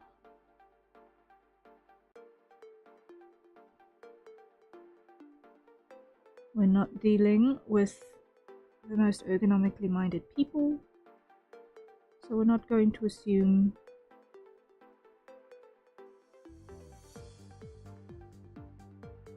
a backpack that has had all of the R&D to know that to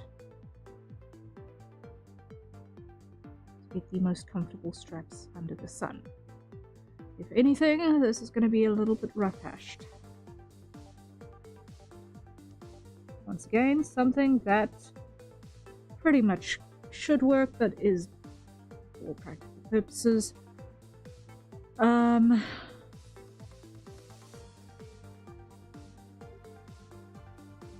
fancy sack.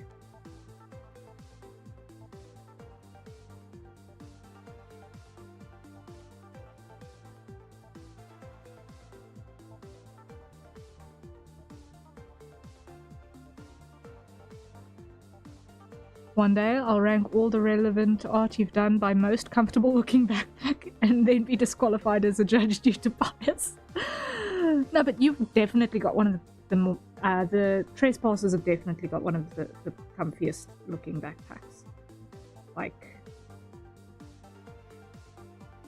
if only my school backpacks had looked like that back in the day, maybe I wouldn't have the shoulders that I currently live with. But then it also doesn't help that I stuffed them full of, like, nearly 20 kilograms worth of stuff every day. Why? Because I wanted to have my art notebooks with me.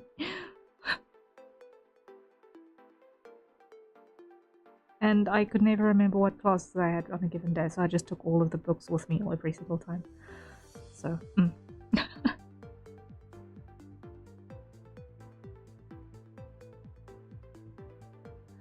I legit chose backpack type based on which option made my shoulders ache thinking about it the least. I can believe that. Drawstring bags make them hurt just thinking about it? Yes. Yes. Because a drawstring bag is only good for lightweight stuff. It's like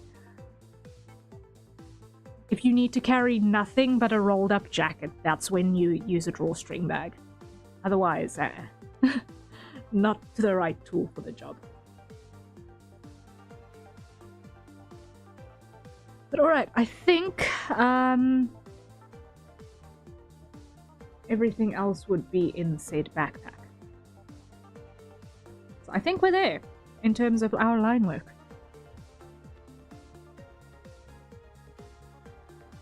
This is a very functional collection so far. Okay.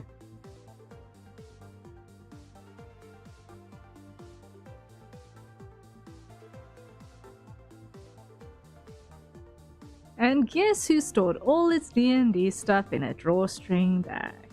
Oh my. Dice, sheets, notebooks, and 5 big books. Oh my word. How did you keep all of that paperwork from crumpling? Like, legit question there. How?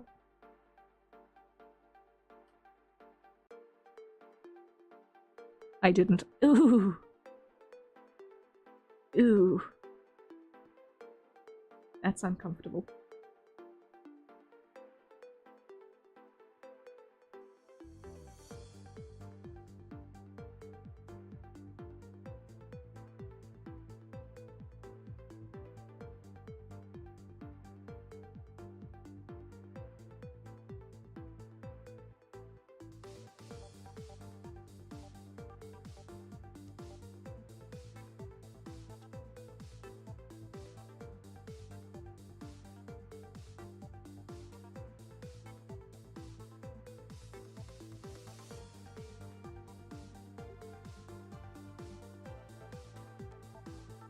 All right.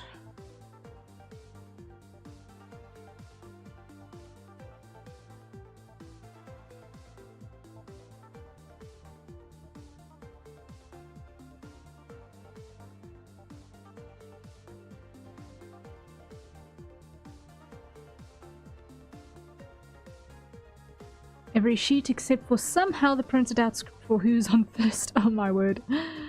Got crumpled up and creased. Oh no.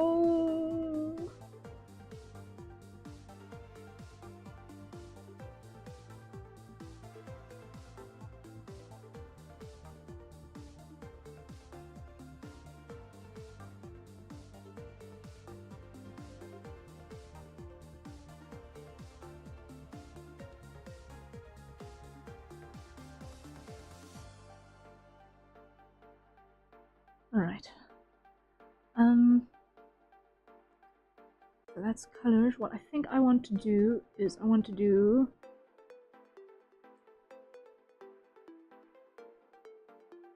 a rough pass shade quickly first, because then I can think about colors without worrying about still having to do rendering after.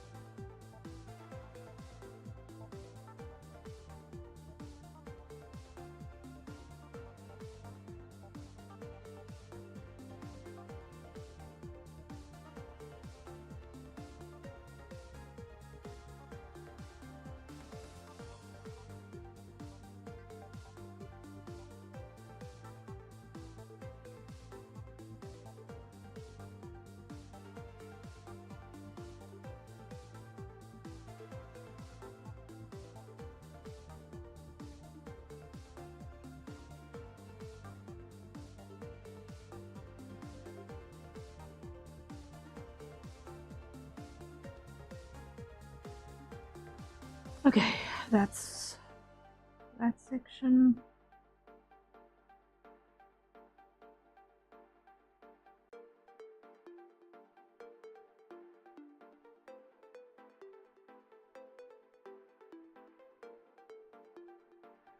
You know, I'm just gonna put the entire.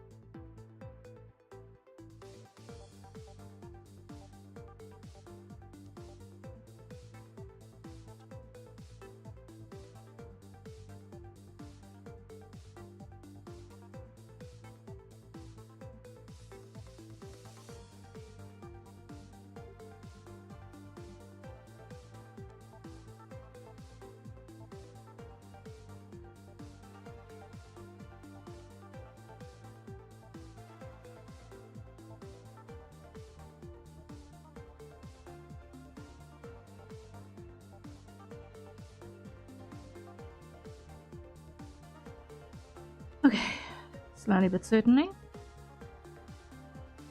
we are getting a sense of depth.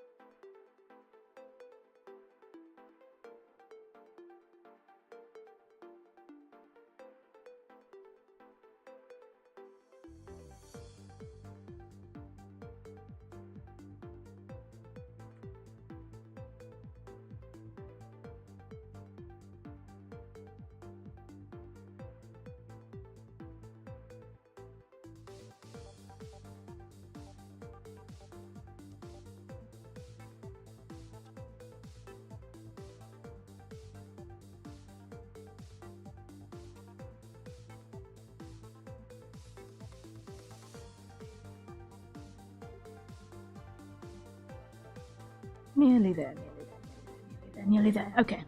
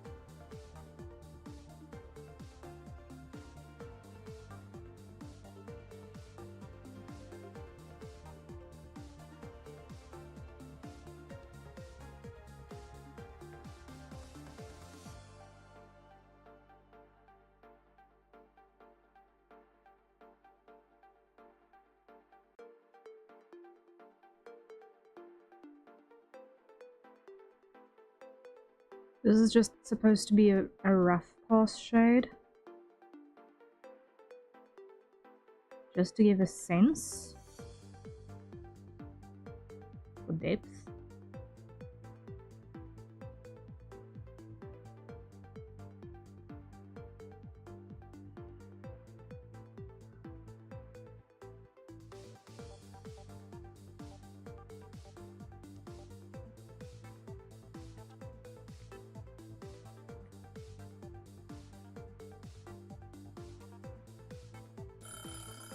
And that's another hydrate. So everyone, acquire your nearest safe for consumption beverage.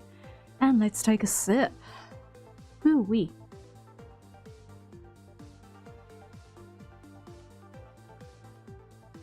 Magic. Okay.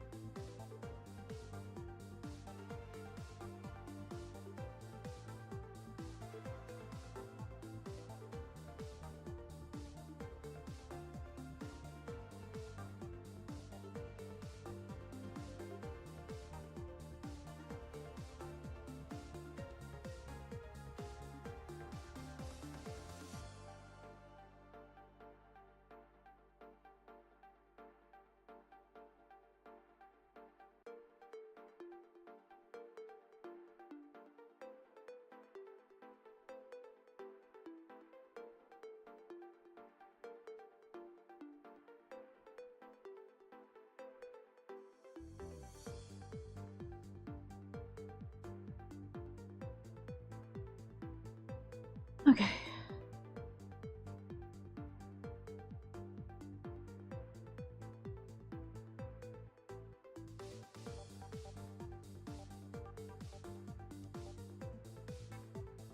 There we go.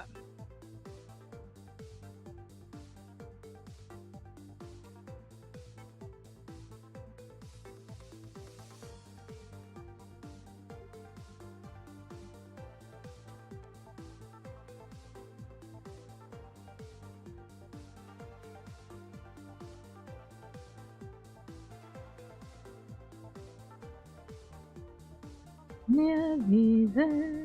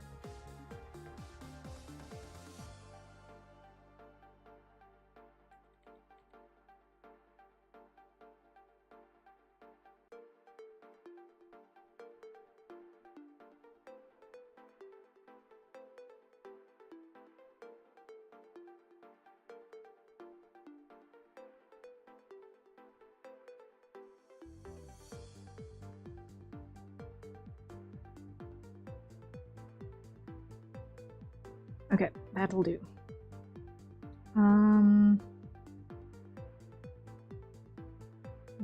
Last bit is gonna be a little bit of shading on that. There we go. Okay. So that's our rough pass on shading. That'll do us just dandy. Now we need to look at colors. I'm gonna steal colors from Renko. Why? Because he is an ice griffin. Original character of mine.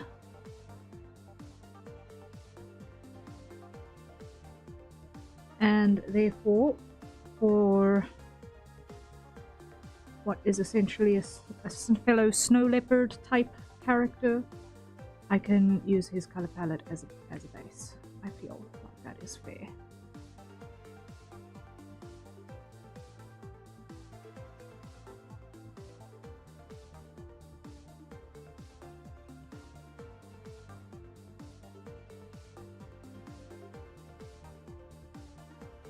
And we can always tweak up exact hues as needed.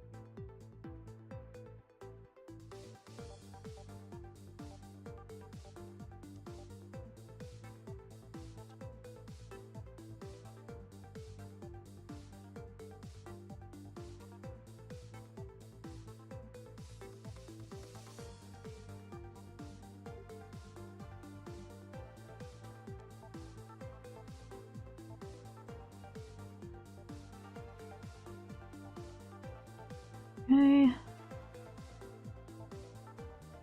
Let's get that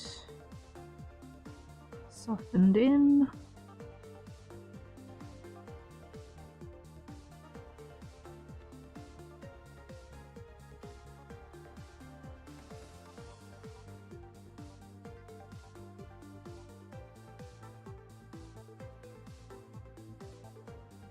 Okay.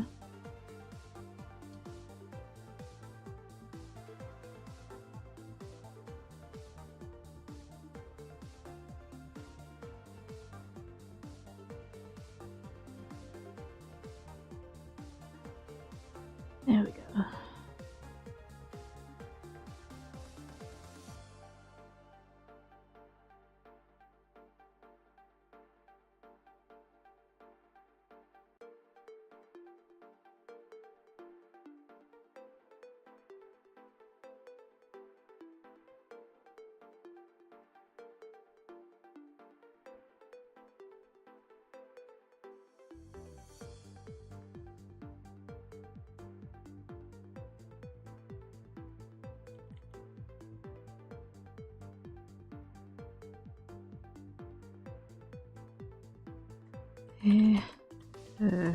Base.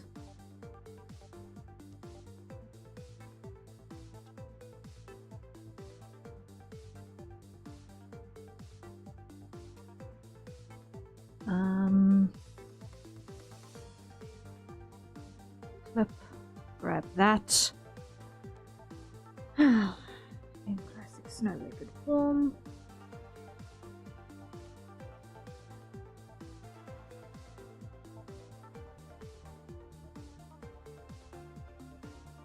White underside.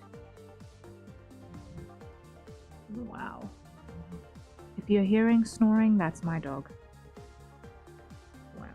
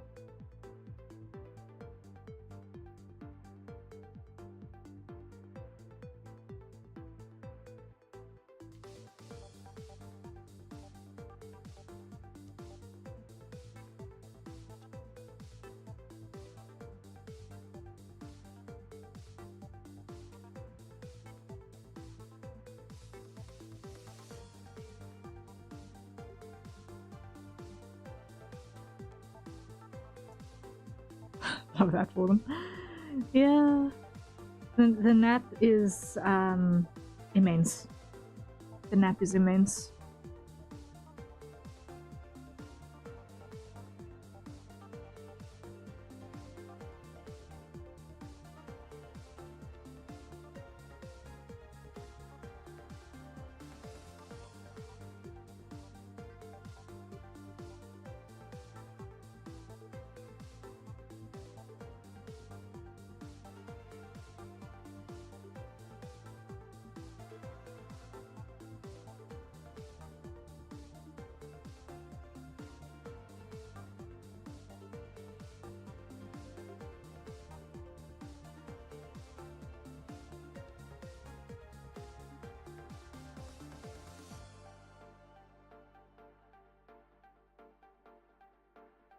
Okay, so far, that's happening.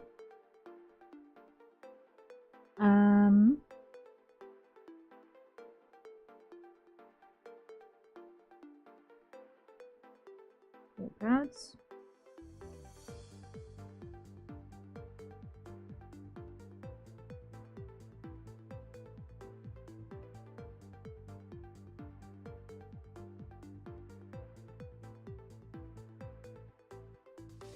And then I want to lock that opacity as well, because I'm probably going to give those colors a tweak. This is good base work, but it's probably going to need tweaking. Same with you.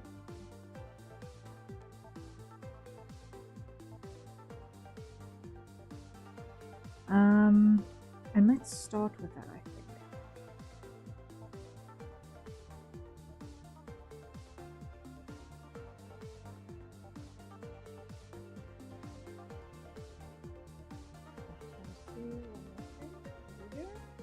Yes.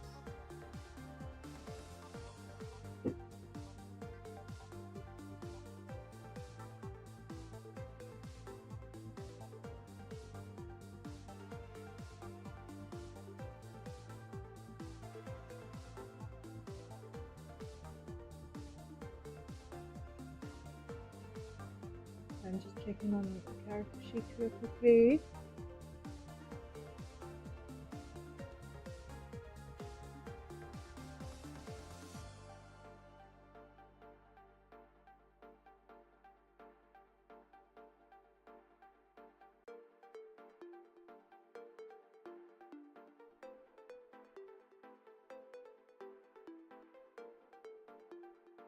Okay, nothing that is going to be helpful here.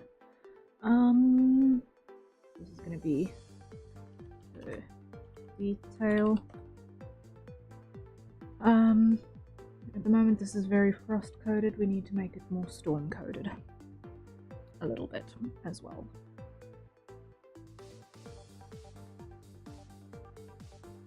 We'll get there.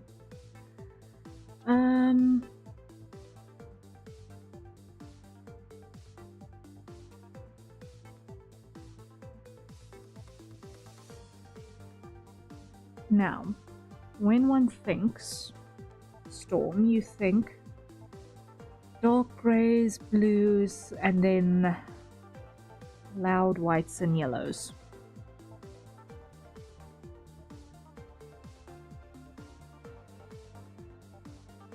So I think when it comes to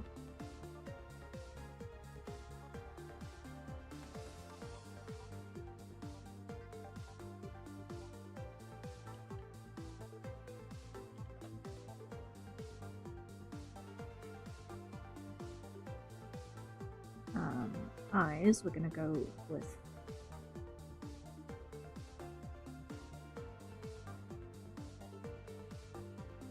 stormier type details as well.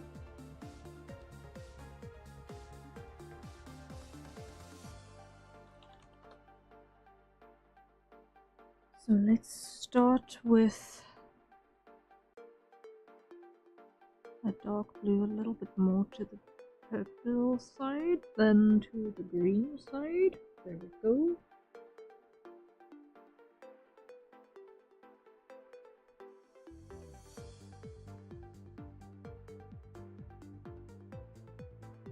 Let's start with that. Lock, brighten, grayen.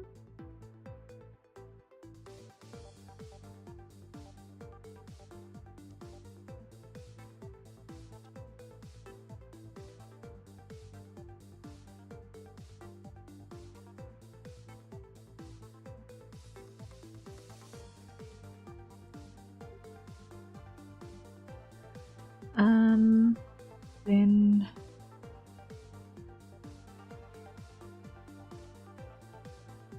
a little bit brightness in the top there. And then what we're going to do is we're going to go grab bright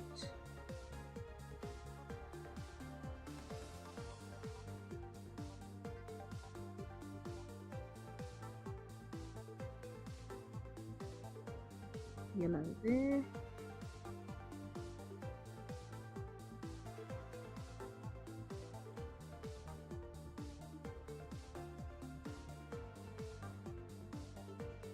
To just bring a little bit of thunder into those stormy looking eyes.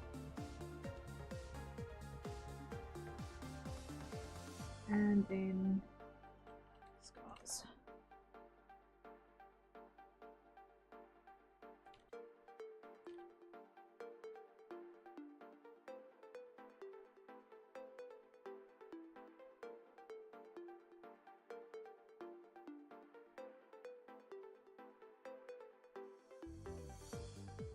Okay. I feel like her fur needs to be grayer.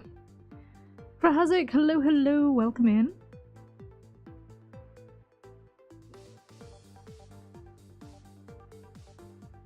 And blue. Ooh, yes. That is a more fitting color. That is more fitting. Yes. Now let's adjust this to match. How are you doing, Krahazik?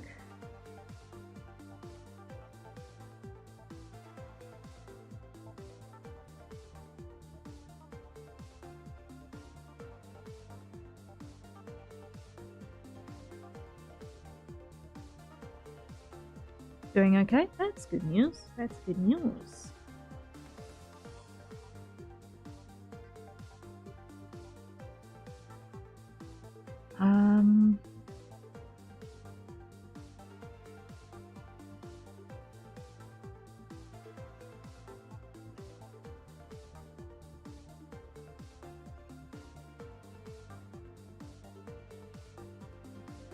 That's a better color for that.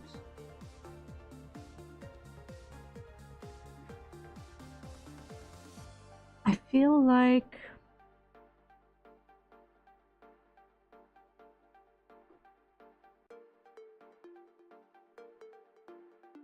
we need to make an adjustment here, tonal correction.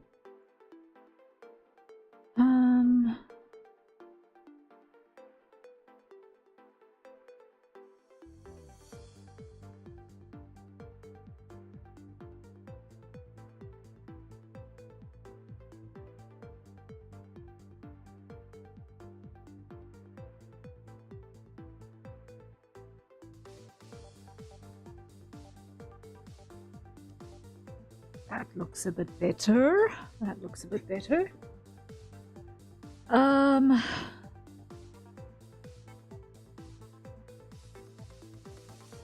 Now that I feel like I've actually got a skin and fur palette that makes sense. Let's just check. I want to see for everything. Put this on color. Ah, I thought so. Ha ha ha ha. The difference between the skin color and the fur color is negligible. So what we want to check is, do we want the skin to be darker than or lighter than the fur?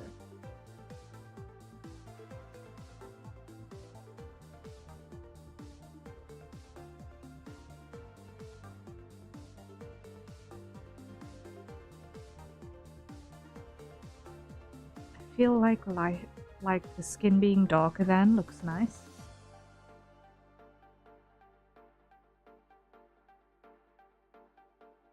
And even though this person comes from a frosty area, you can get sunburn off of snow.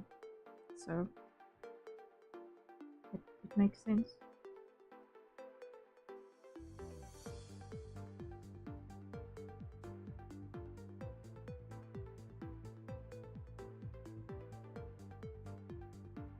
At least I think you can get sunburn off of the reflected light off of snow.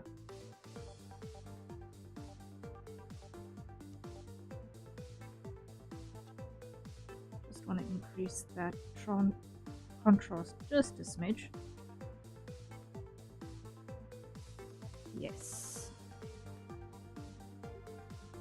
Yes, that looks good. Pretty? Yay! I'm glad. I'm glad. Okay, so now we need to start looking at outfit. So,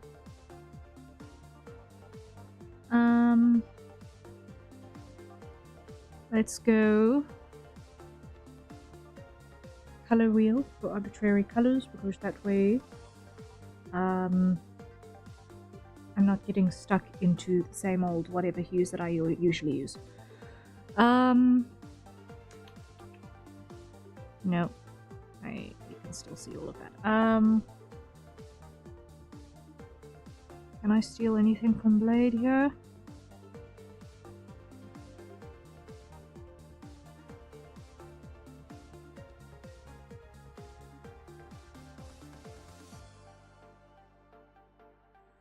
Let's start with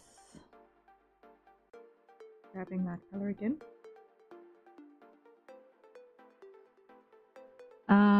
Go a little bit grayer, a little bit lighter. Okay. She looks amazing. Yay! I'm glad. I'm glad.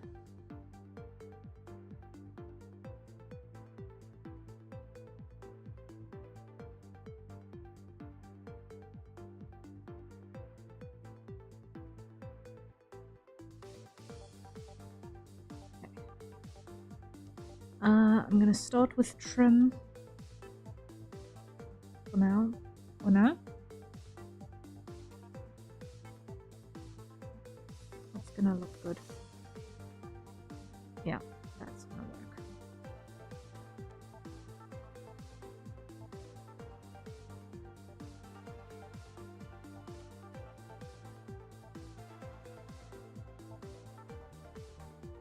Yes, you can get sunburnt in the snow, as it's 80 to 90% more potent, doubling your chances of being burnt. Yeah, okay.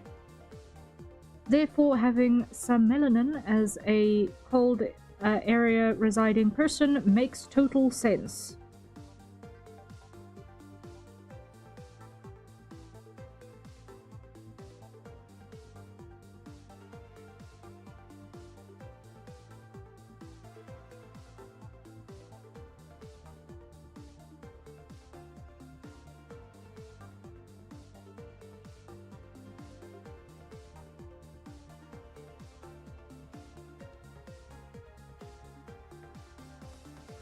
In which case, I almost wonder if she doesn't need a little bit more.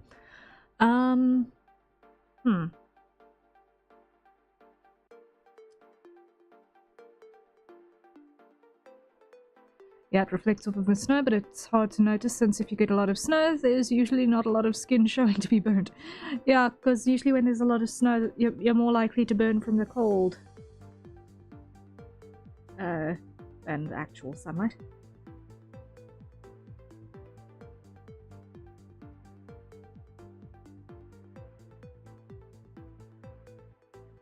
Yeah, that's the ticket. That's the ticket. That's good contrast. That, yes. Yes.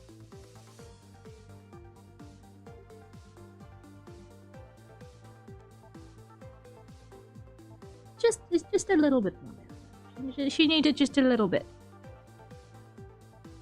We're dealing with the sort of person who gets heat stroke probably at a comfortable British room temperature. I would... I'd like her to maintain a little bit of elven plainness. Okay. Undo.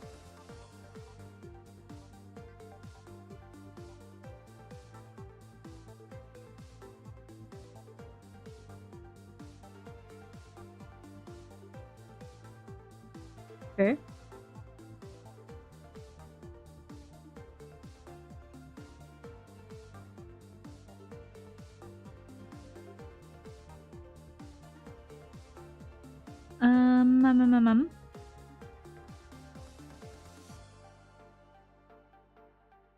Then next, no, that goes away. Next color block is gonna be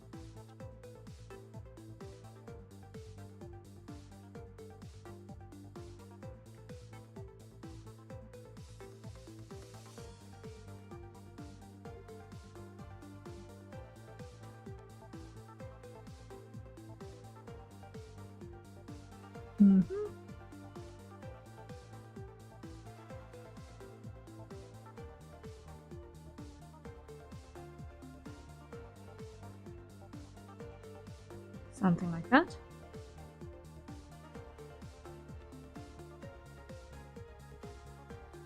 Okay, that'll work.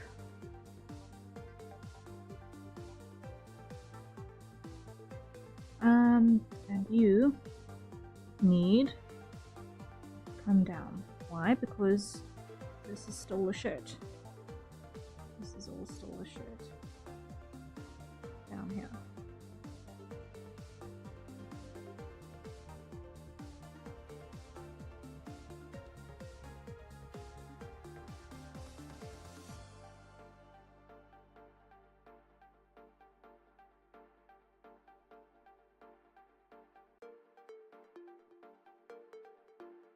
That works so well with her. Yay!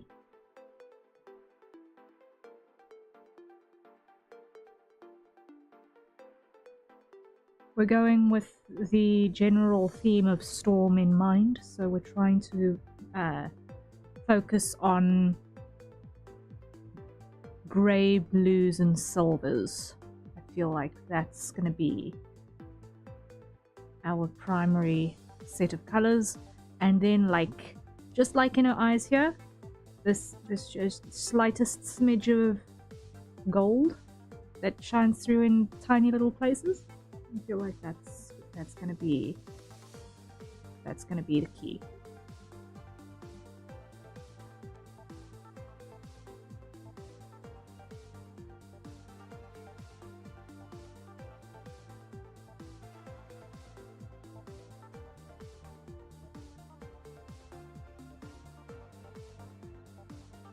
Alright, so that's the scarf that is around the waist. Now,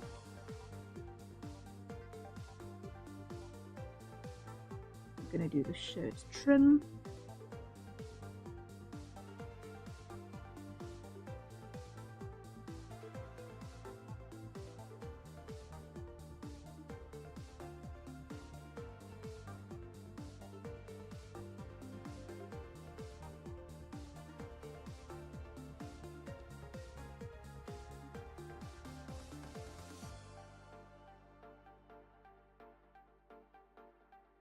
Oh man, I keep finding people she looks like. Oh no!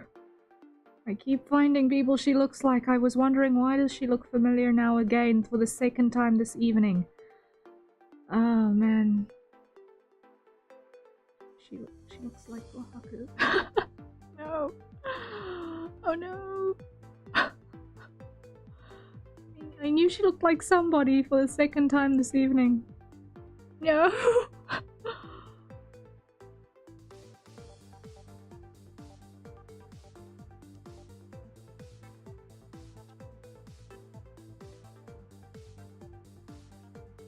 Before we started coloring her in, I thought to myself, why does she look like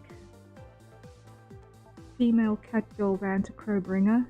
And now I feel like she's that crossed with Kohaku Yoma.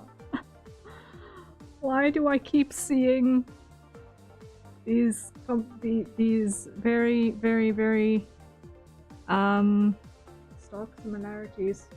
Oh no.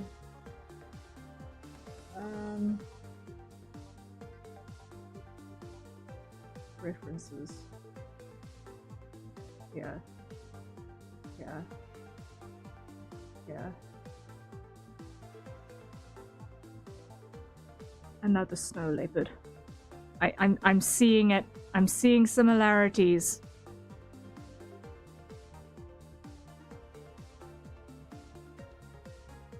He's supposed to be a tiger, but still. I'm catching vibes, but maybe it might be because of that paladin version art I did. That's also similar in vibe. Similar expression, I think that's the thing. It's a similar expression at a similar angle.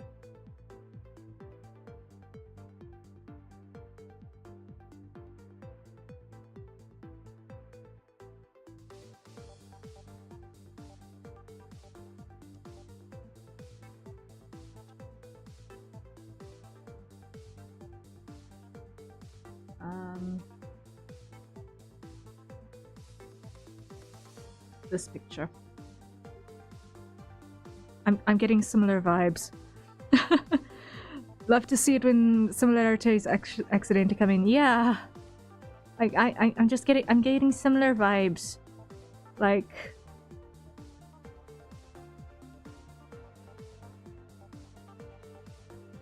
they could team up. It would do damage.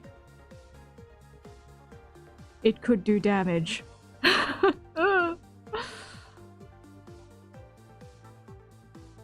I knew she looked like somebody, and it was bugging me.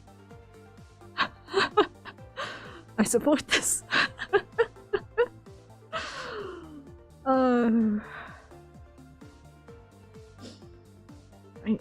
I knew she was looking like someone.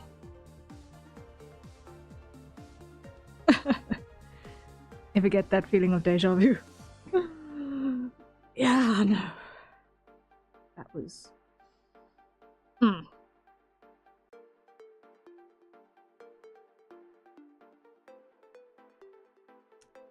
Yeah, that happened. Okay. So I'm gonna want to put a pattern on this bit of trim. What have I got here? Have I got anything here in my patterns, or am I... Oh, is that most of the other stuff? Patterns.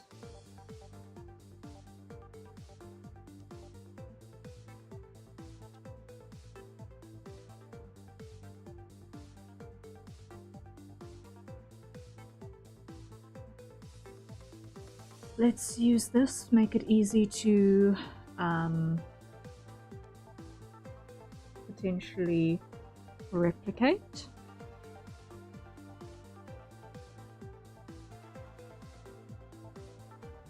Okay.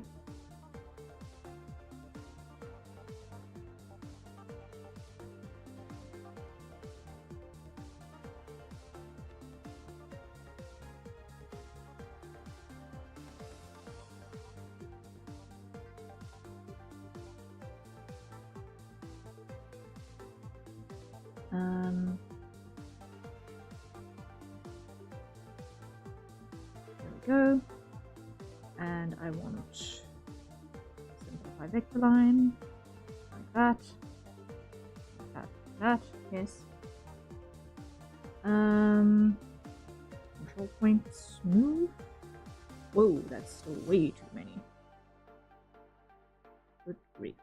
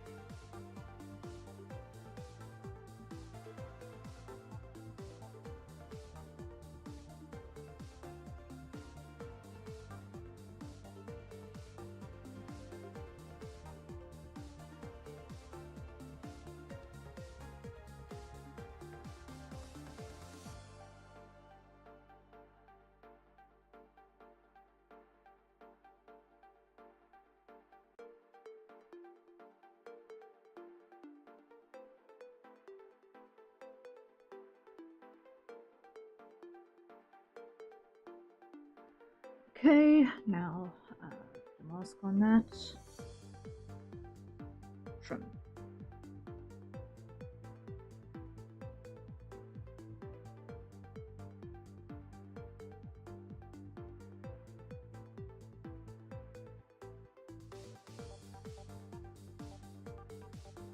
There we go.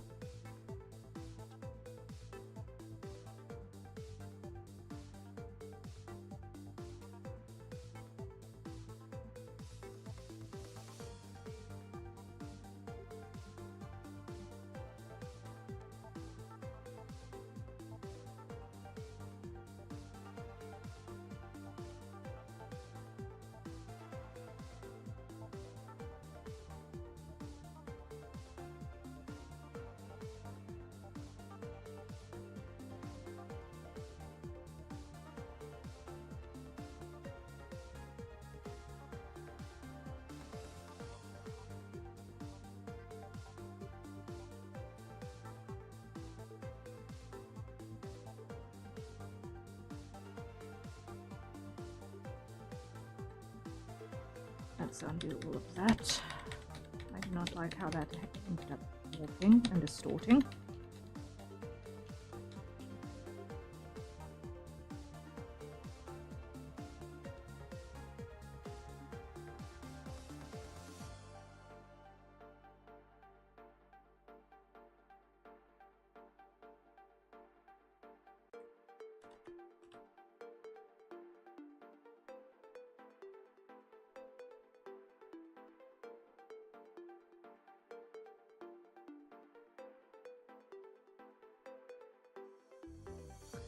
Okay, so we've got a little bit of patterning going on there. So we've got a little bit of texture. Now we need to do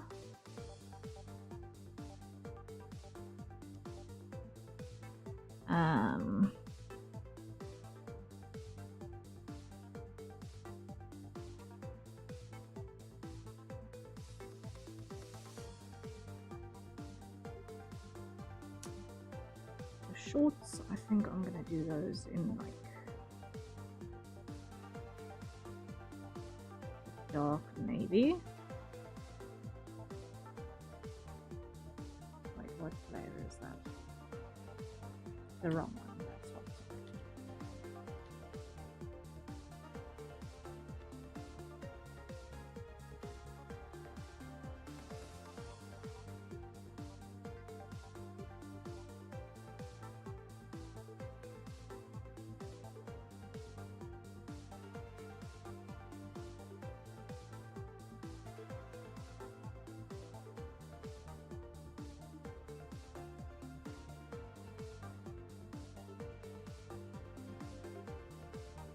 Okay.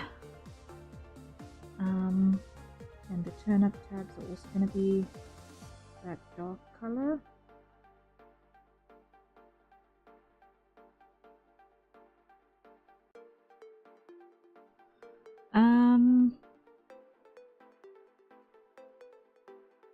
Slightly lighter on the turnips.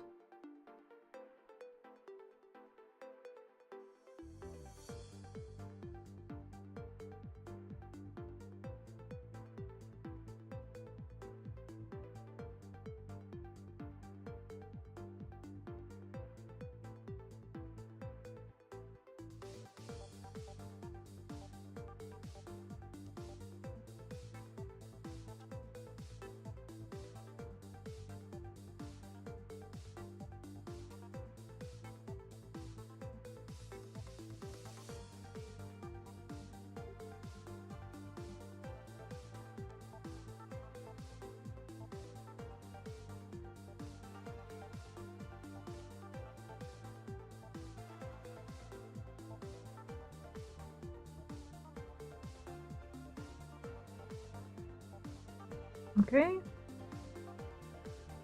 so that's cohesive within that section. Now we need to do the chaps, and I think here I'm going to start introducing a little bit more warmth back.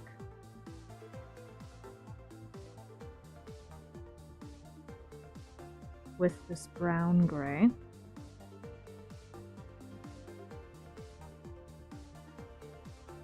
I'm stealing entirely from Blader. But I don't mind because it's exactly the right color for the job.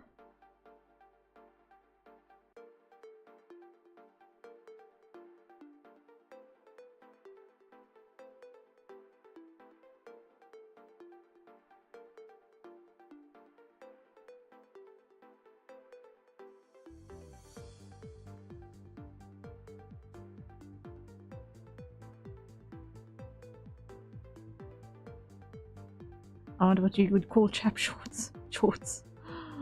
That is indeed a question for the ages now, isn't it?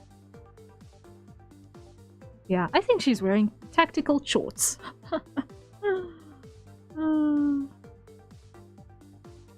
Chortle.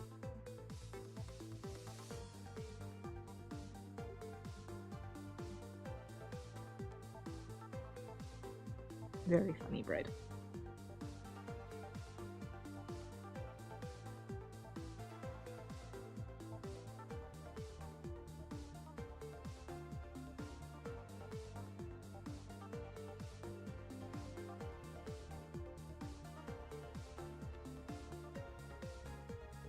I am back from drawing. How's the commission coming along? It's getting there. We are putting colors down. We're getting some interesting things going on.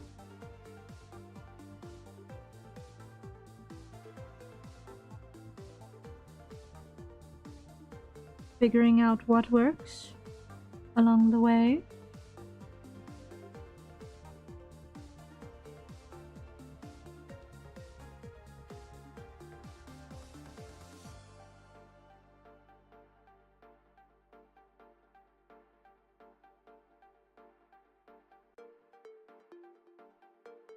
Looks nice. I'm glad. Thank you.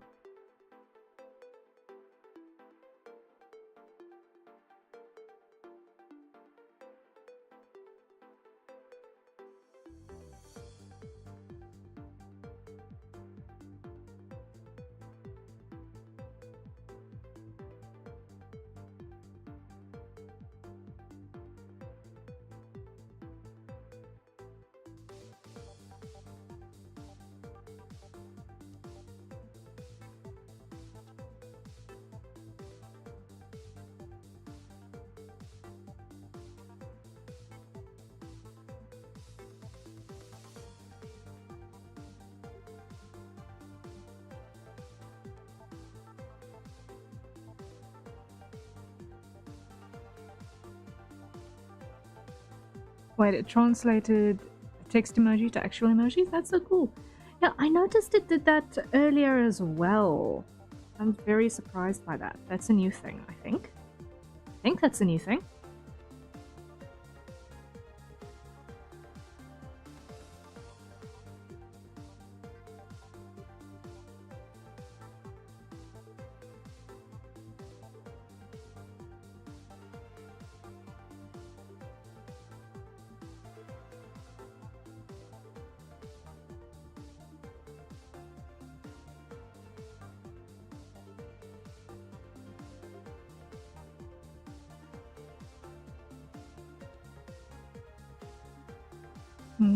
Okay.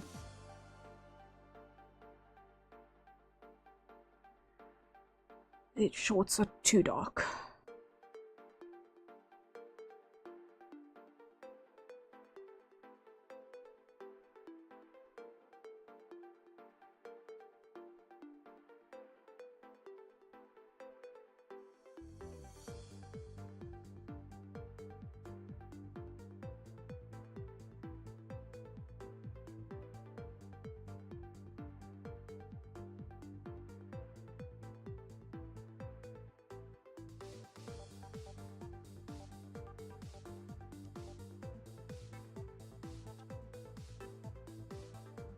Just a little bit of hue variation, just so that we get a little bit more of that slight haphazard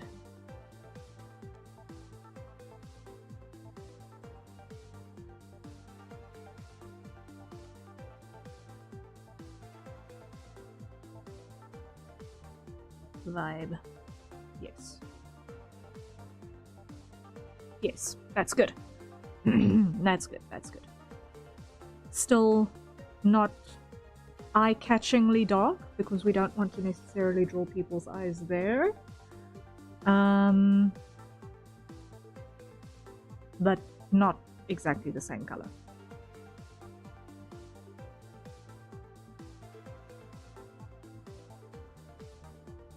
Okay. Then we need to look at shoes.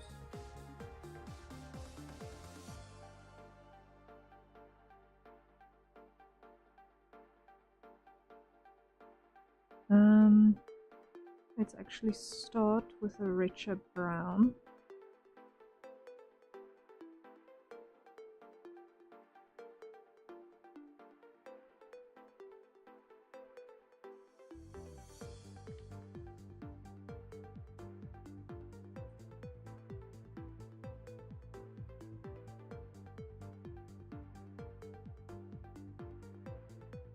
And then make adjustments on top of that.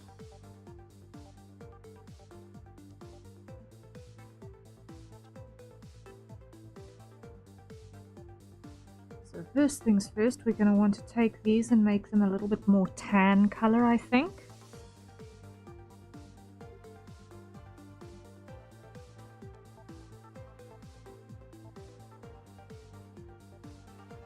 That's the one.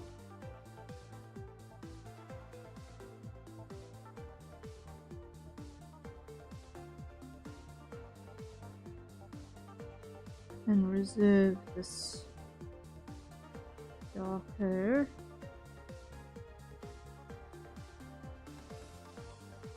for the contrast panel.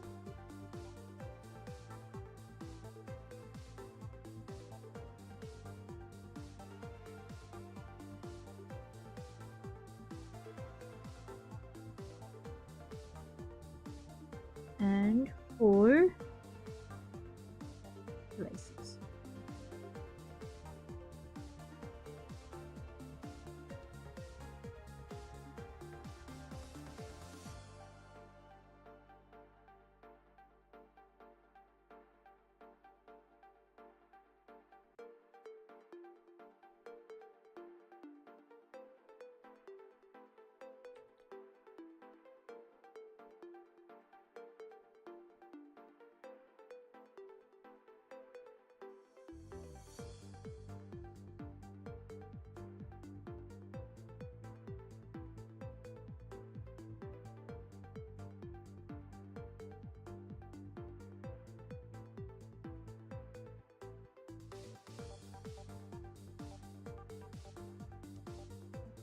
Mm-hmm. Okay, I'm happy with that. It's subtle, but not undesigned. Okay, save.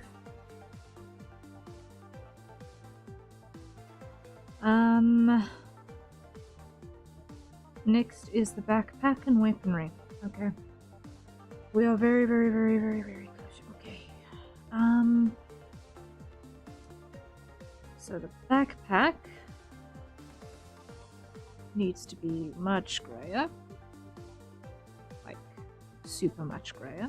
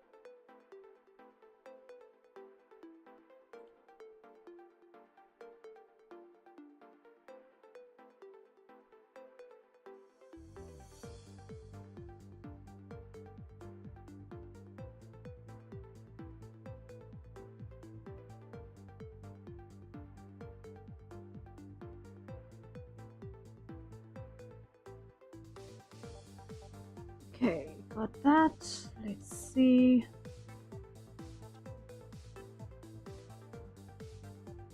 All right.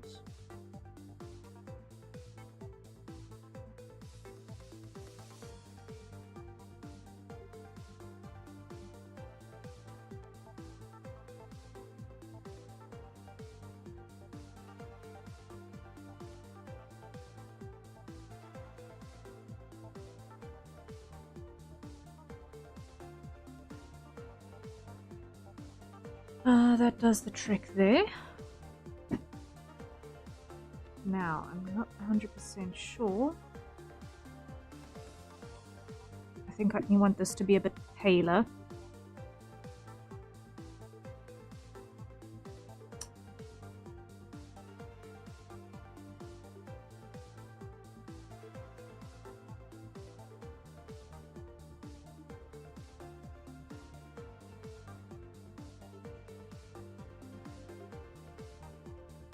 Okay. Yeah. So just not draw too much attention to itself on that front. Now, weapons, gauntlets. Gauntlets. I want to make those brass. Like, I feel like the metal fixtures on those need to be brass to draw attention to them. Like, I feel like that would look really nice. Just to make those pop.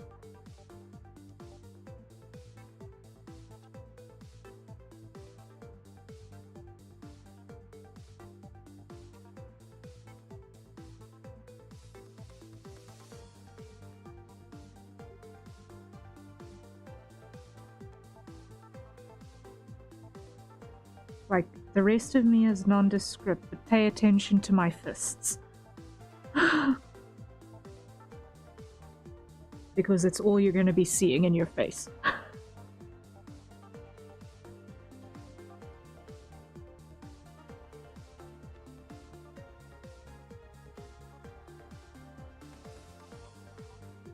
Yes. I feel like that looks...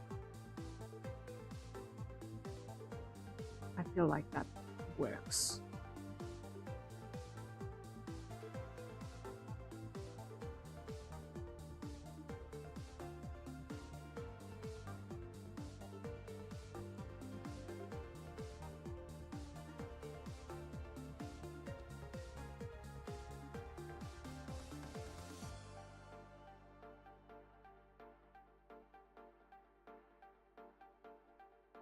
That works.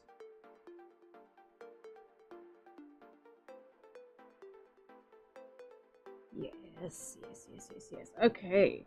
Now, because we also want to draw attention to that and make those pop out a bit more as well, we're gonna go to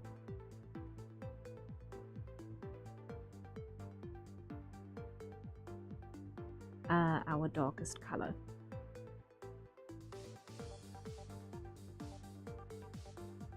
And really draw this out. By pulling attention to it, by giving it a black backdrop.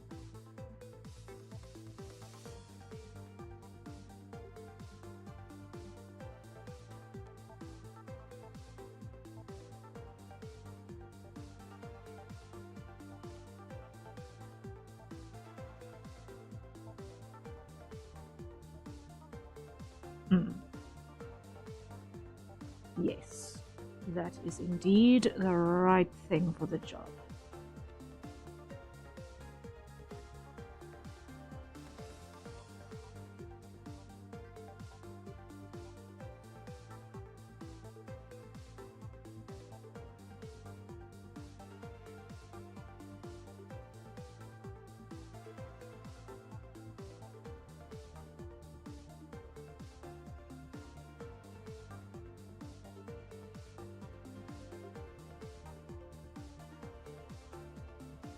Okay, let's just put that on so I can just see what's happening there. So it's gonna need a little bit of yellow mixed into that to make it just and a little bit more of brownish tints in certain places as well to just make it look actually metal. But we're getting there.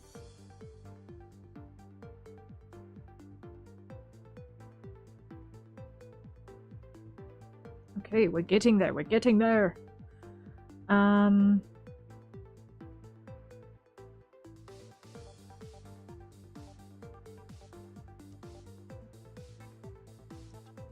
then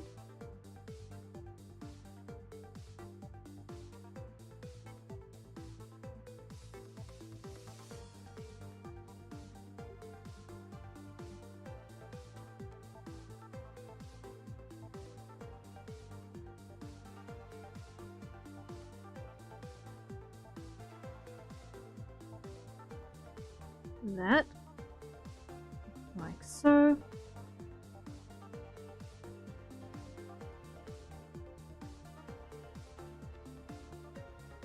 Okay, I'm just gonna call this one metal, and call this one brass, because that's totally different stuff.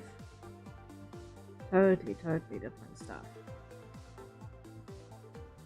That was sarcasm, by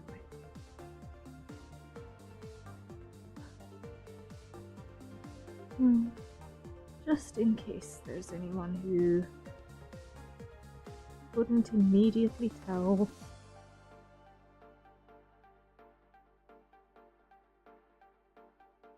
Because I know sometimes it's tricky.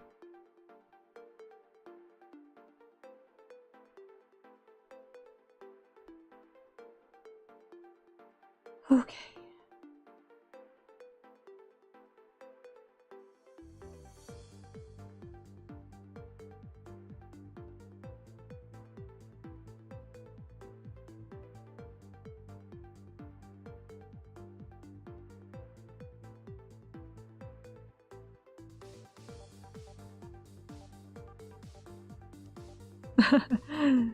Totally different color. Sarcasm.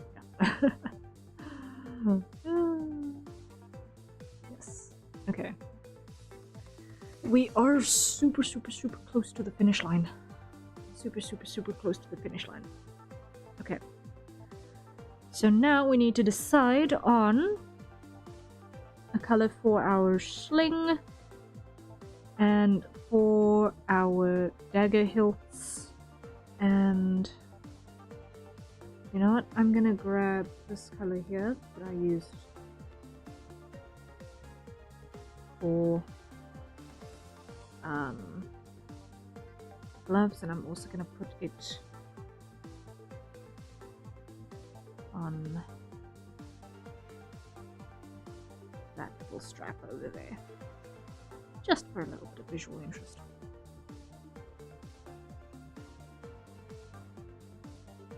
Because the shoes are kind of supposed to disappear into the leg a little bit.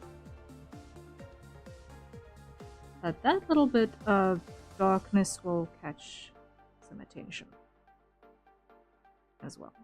Okay. Yes, this is balancing nicely. This is balancing nicely.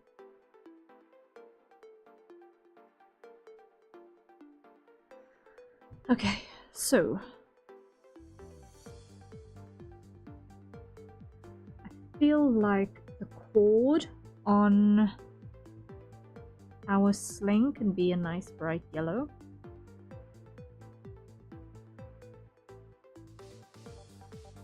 Because a sling like this, when used properly, it does have a whoop-like thundercrack sound to it when it's properly operated.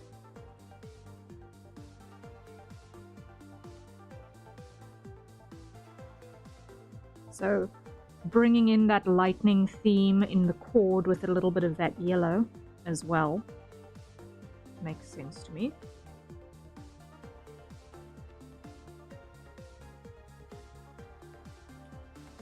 And then we'll pair that with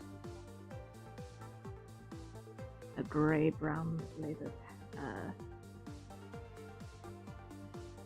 pocket.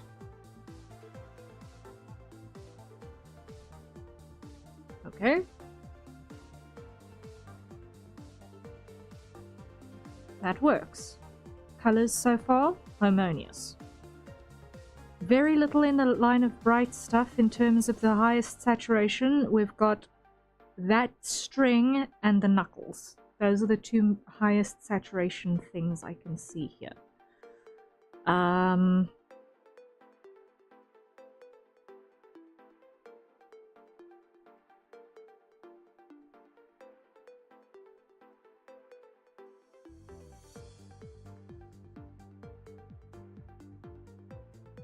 And I'm there slightly redder, just for variation.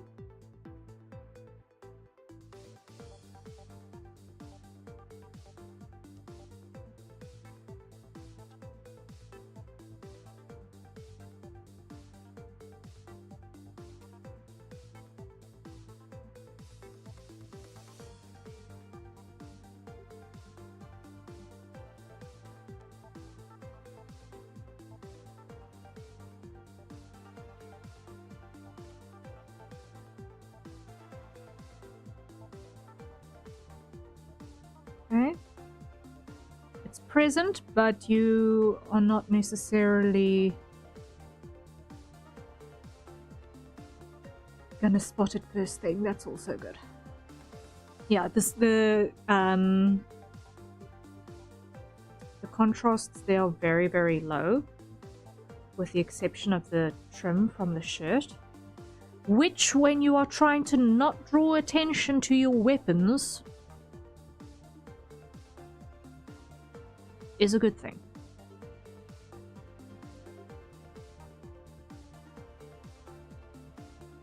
Okay.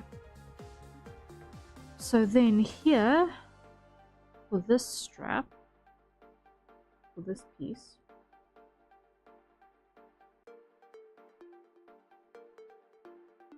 I almost wonder if also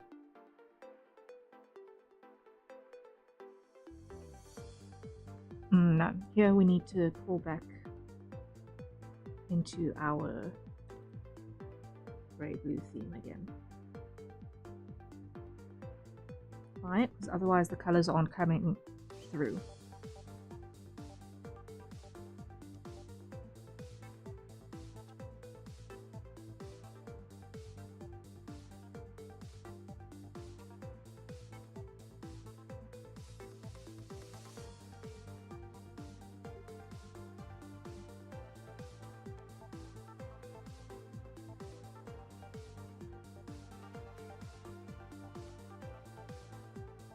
Alright. So, for all practical purposes, that is, save for a little bit of texture adjustment on materials, the design pretty much set. I feel like that works.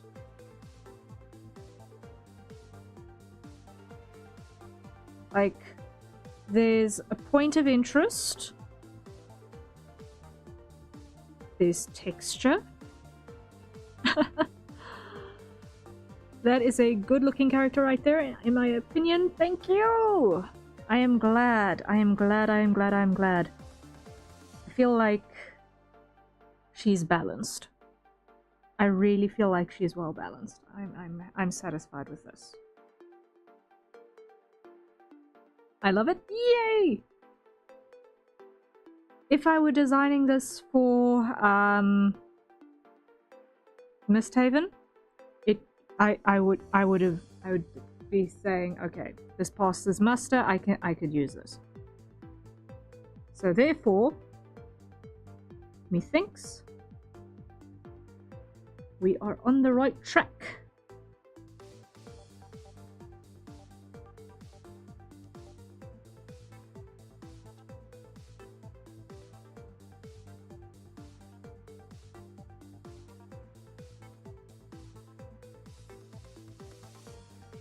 Yeah, this is very much an outfit that is coded into what I would usually draw for anything in Misthaven universe, really. Any of the planets in Misthaven universe, this would fly. Now that I think about it.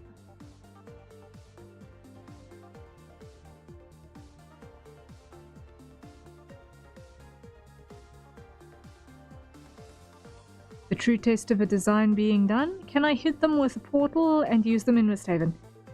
Yes. Well, that would mean yes for everyone, because the portals can literally pop up anywhere. But like this is like my default design language a little bit. Very practical.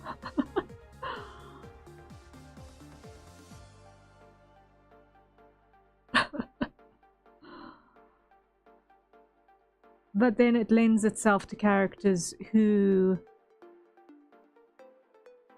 their nature would be practicality. And for someone like this, I get the sense that practicality would be a thing.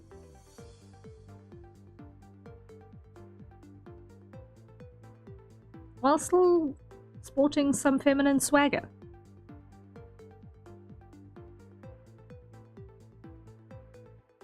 It's fun to watch you do a design because it comes with a lecture on practicality and sensibility. Like, I'm not designing outfits, people. I'm helping a character to get dressed in the morning. Like, what would you get dressed in this? That's the thing. It's like I'm not trying to design out quote unquote outfits or quote unquote costumes. It's like, how are you getting dressed in the morning? Does this make sense?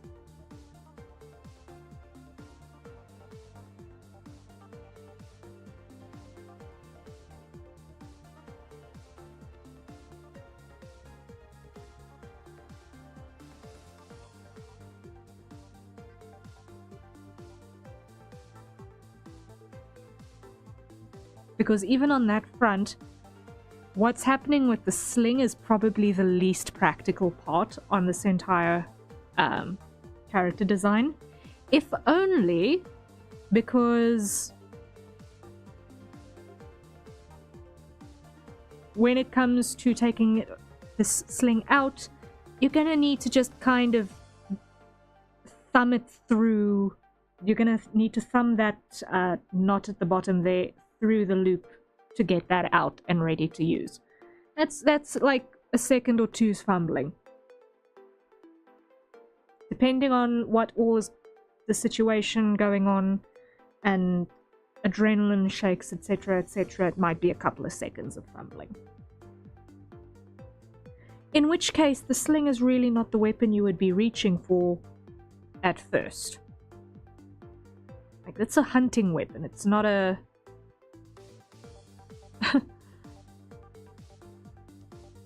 oh shucks, my head's about to get bitten off by a monster type weapon.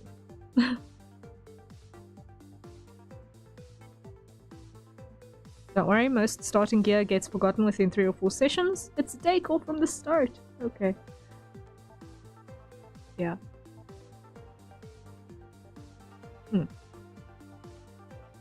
If nothing else, it's a dangly. And what fantasy character design is done without a dangly bit, right?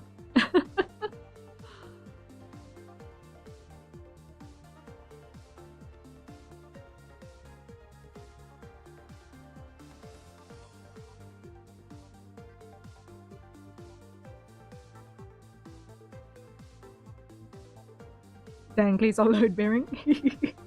Yes, they carry the visual interest load. They totally carry the visual interest load.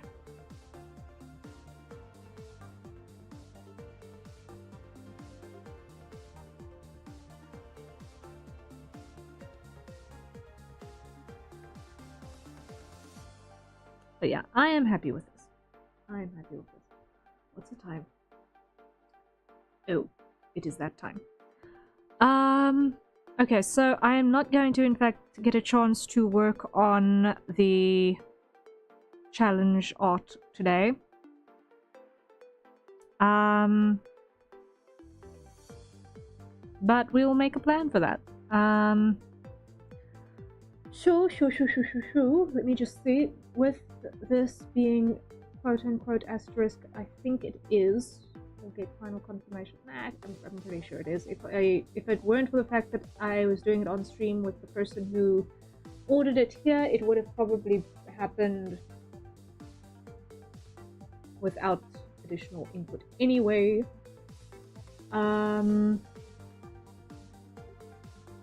I'd call this done.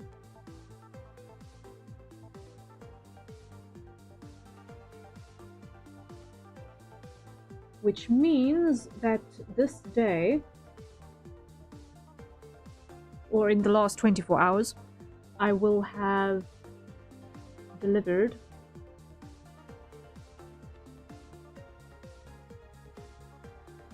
one, two,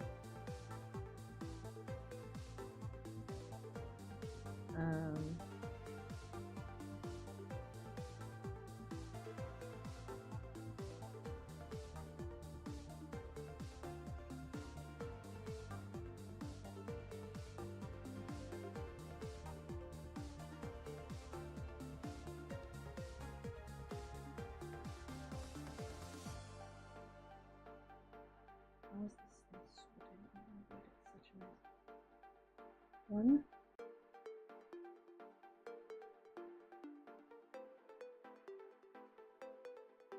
two,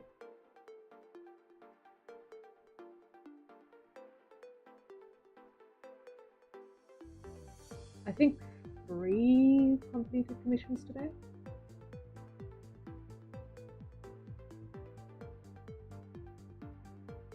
One, two, three. Yeah. Great work. Yay! Yeah, I think it's 3 delivered today. I was getting the small things out of the queue. I started on the 4th and last of the actually small things in the queue as well.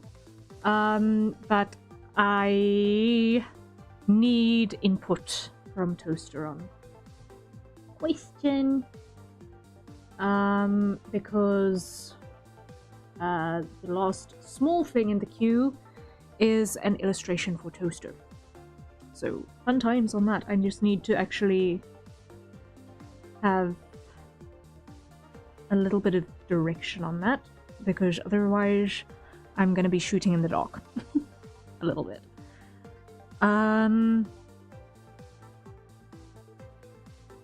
But yeah, so I've been busy today. So obviously we're still going on with character design things. The next one that is likely to get bumped off of the list is going to be Toaster and Krahazik. Then I need to obviously work on Sishian's rig more, and I need to put in some effort on Zany's design as well. But aside from Sishian's rig, we're also going to start working on the 2 animatic projects in stream from next week as well. So we're going to be starting to mix it up a little bit so that we are not only working on one project at a time, because it's a one-way route to burnout. So we are going to start mixing and matching those things again. And in between all of that, I'm also going to be working on Misthaven things as much as possible. Please buy Misthaven hours. Please, guys, buy Misthaven hours on Regen so that I can afford to keep working on that project while I am also grinding through commissions and other things, because it's tough finding unpaid hours. It's really tough finding unpaid hours, so if I know that people are paying for the hours, then it makes it much, much easier to keep the production going. So, still working on writing, but in the immediate future, any illustration hours that get purchased on VGen for Project Misthaven are going to go into pre-portaling lore projects. So we're going to probably start with Kai. And yeah, it's going to be fun. We're going to have stuff.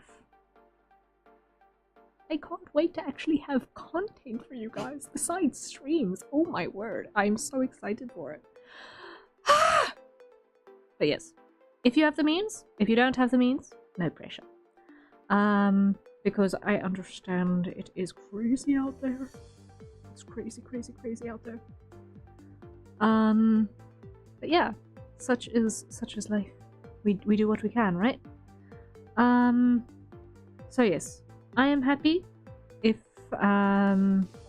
Sushian is happy, then I can call this one done as well. And I shall put it in the mailbox while I am not sleeping in the next 6 hours, because why? I need to stay awake for a courier for family business stuff. So I need to stay awake for a courier for a bit. I'm gonna be able to catch a quick nap, then I'm gonna need to wake up for courier guard duty.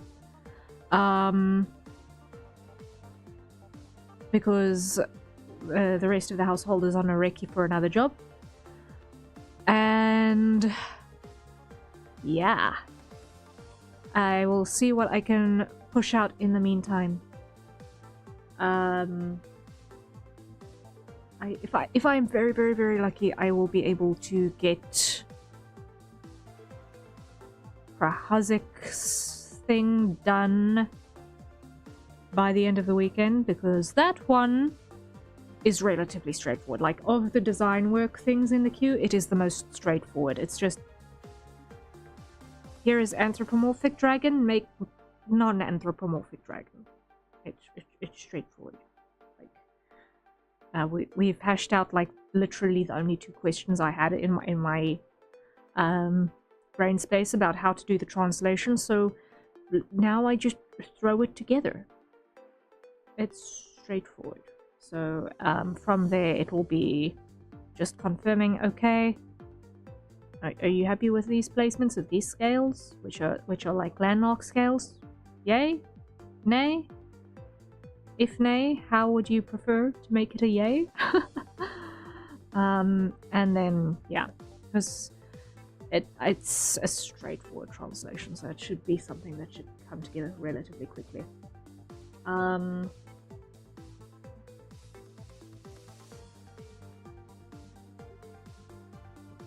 And yeah, so lots to do still, but we are thoroughly making good progress. So very, very grateful to have a full queue of work. Like, immensely grateful. But now I actually need to start getting the big things out and delivered. So we're working on it, slowly but certainly. Anyway, I shall see you all tomorrow evening. So in about 20 hours, I shall see you again. According to the pre-scheduled stream from last week that I had to postpone, I am working on Sishian's model again. I'm probably going to hold true to that because we did deviate quite a bit today, and on Monday. So I'm probably going to hold true to working on the model again.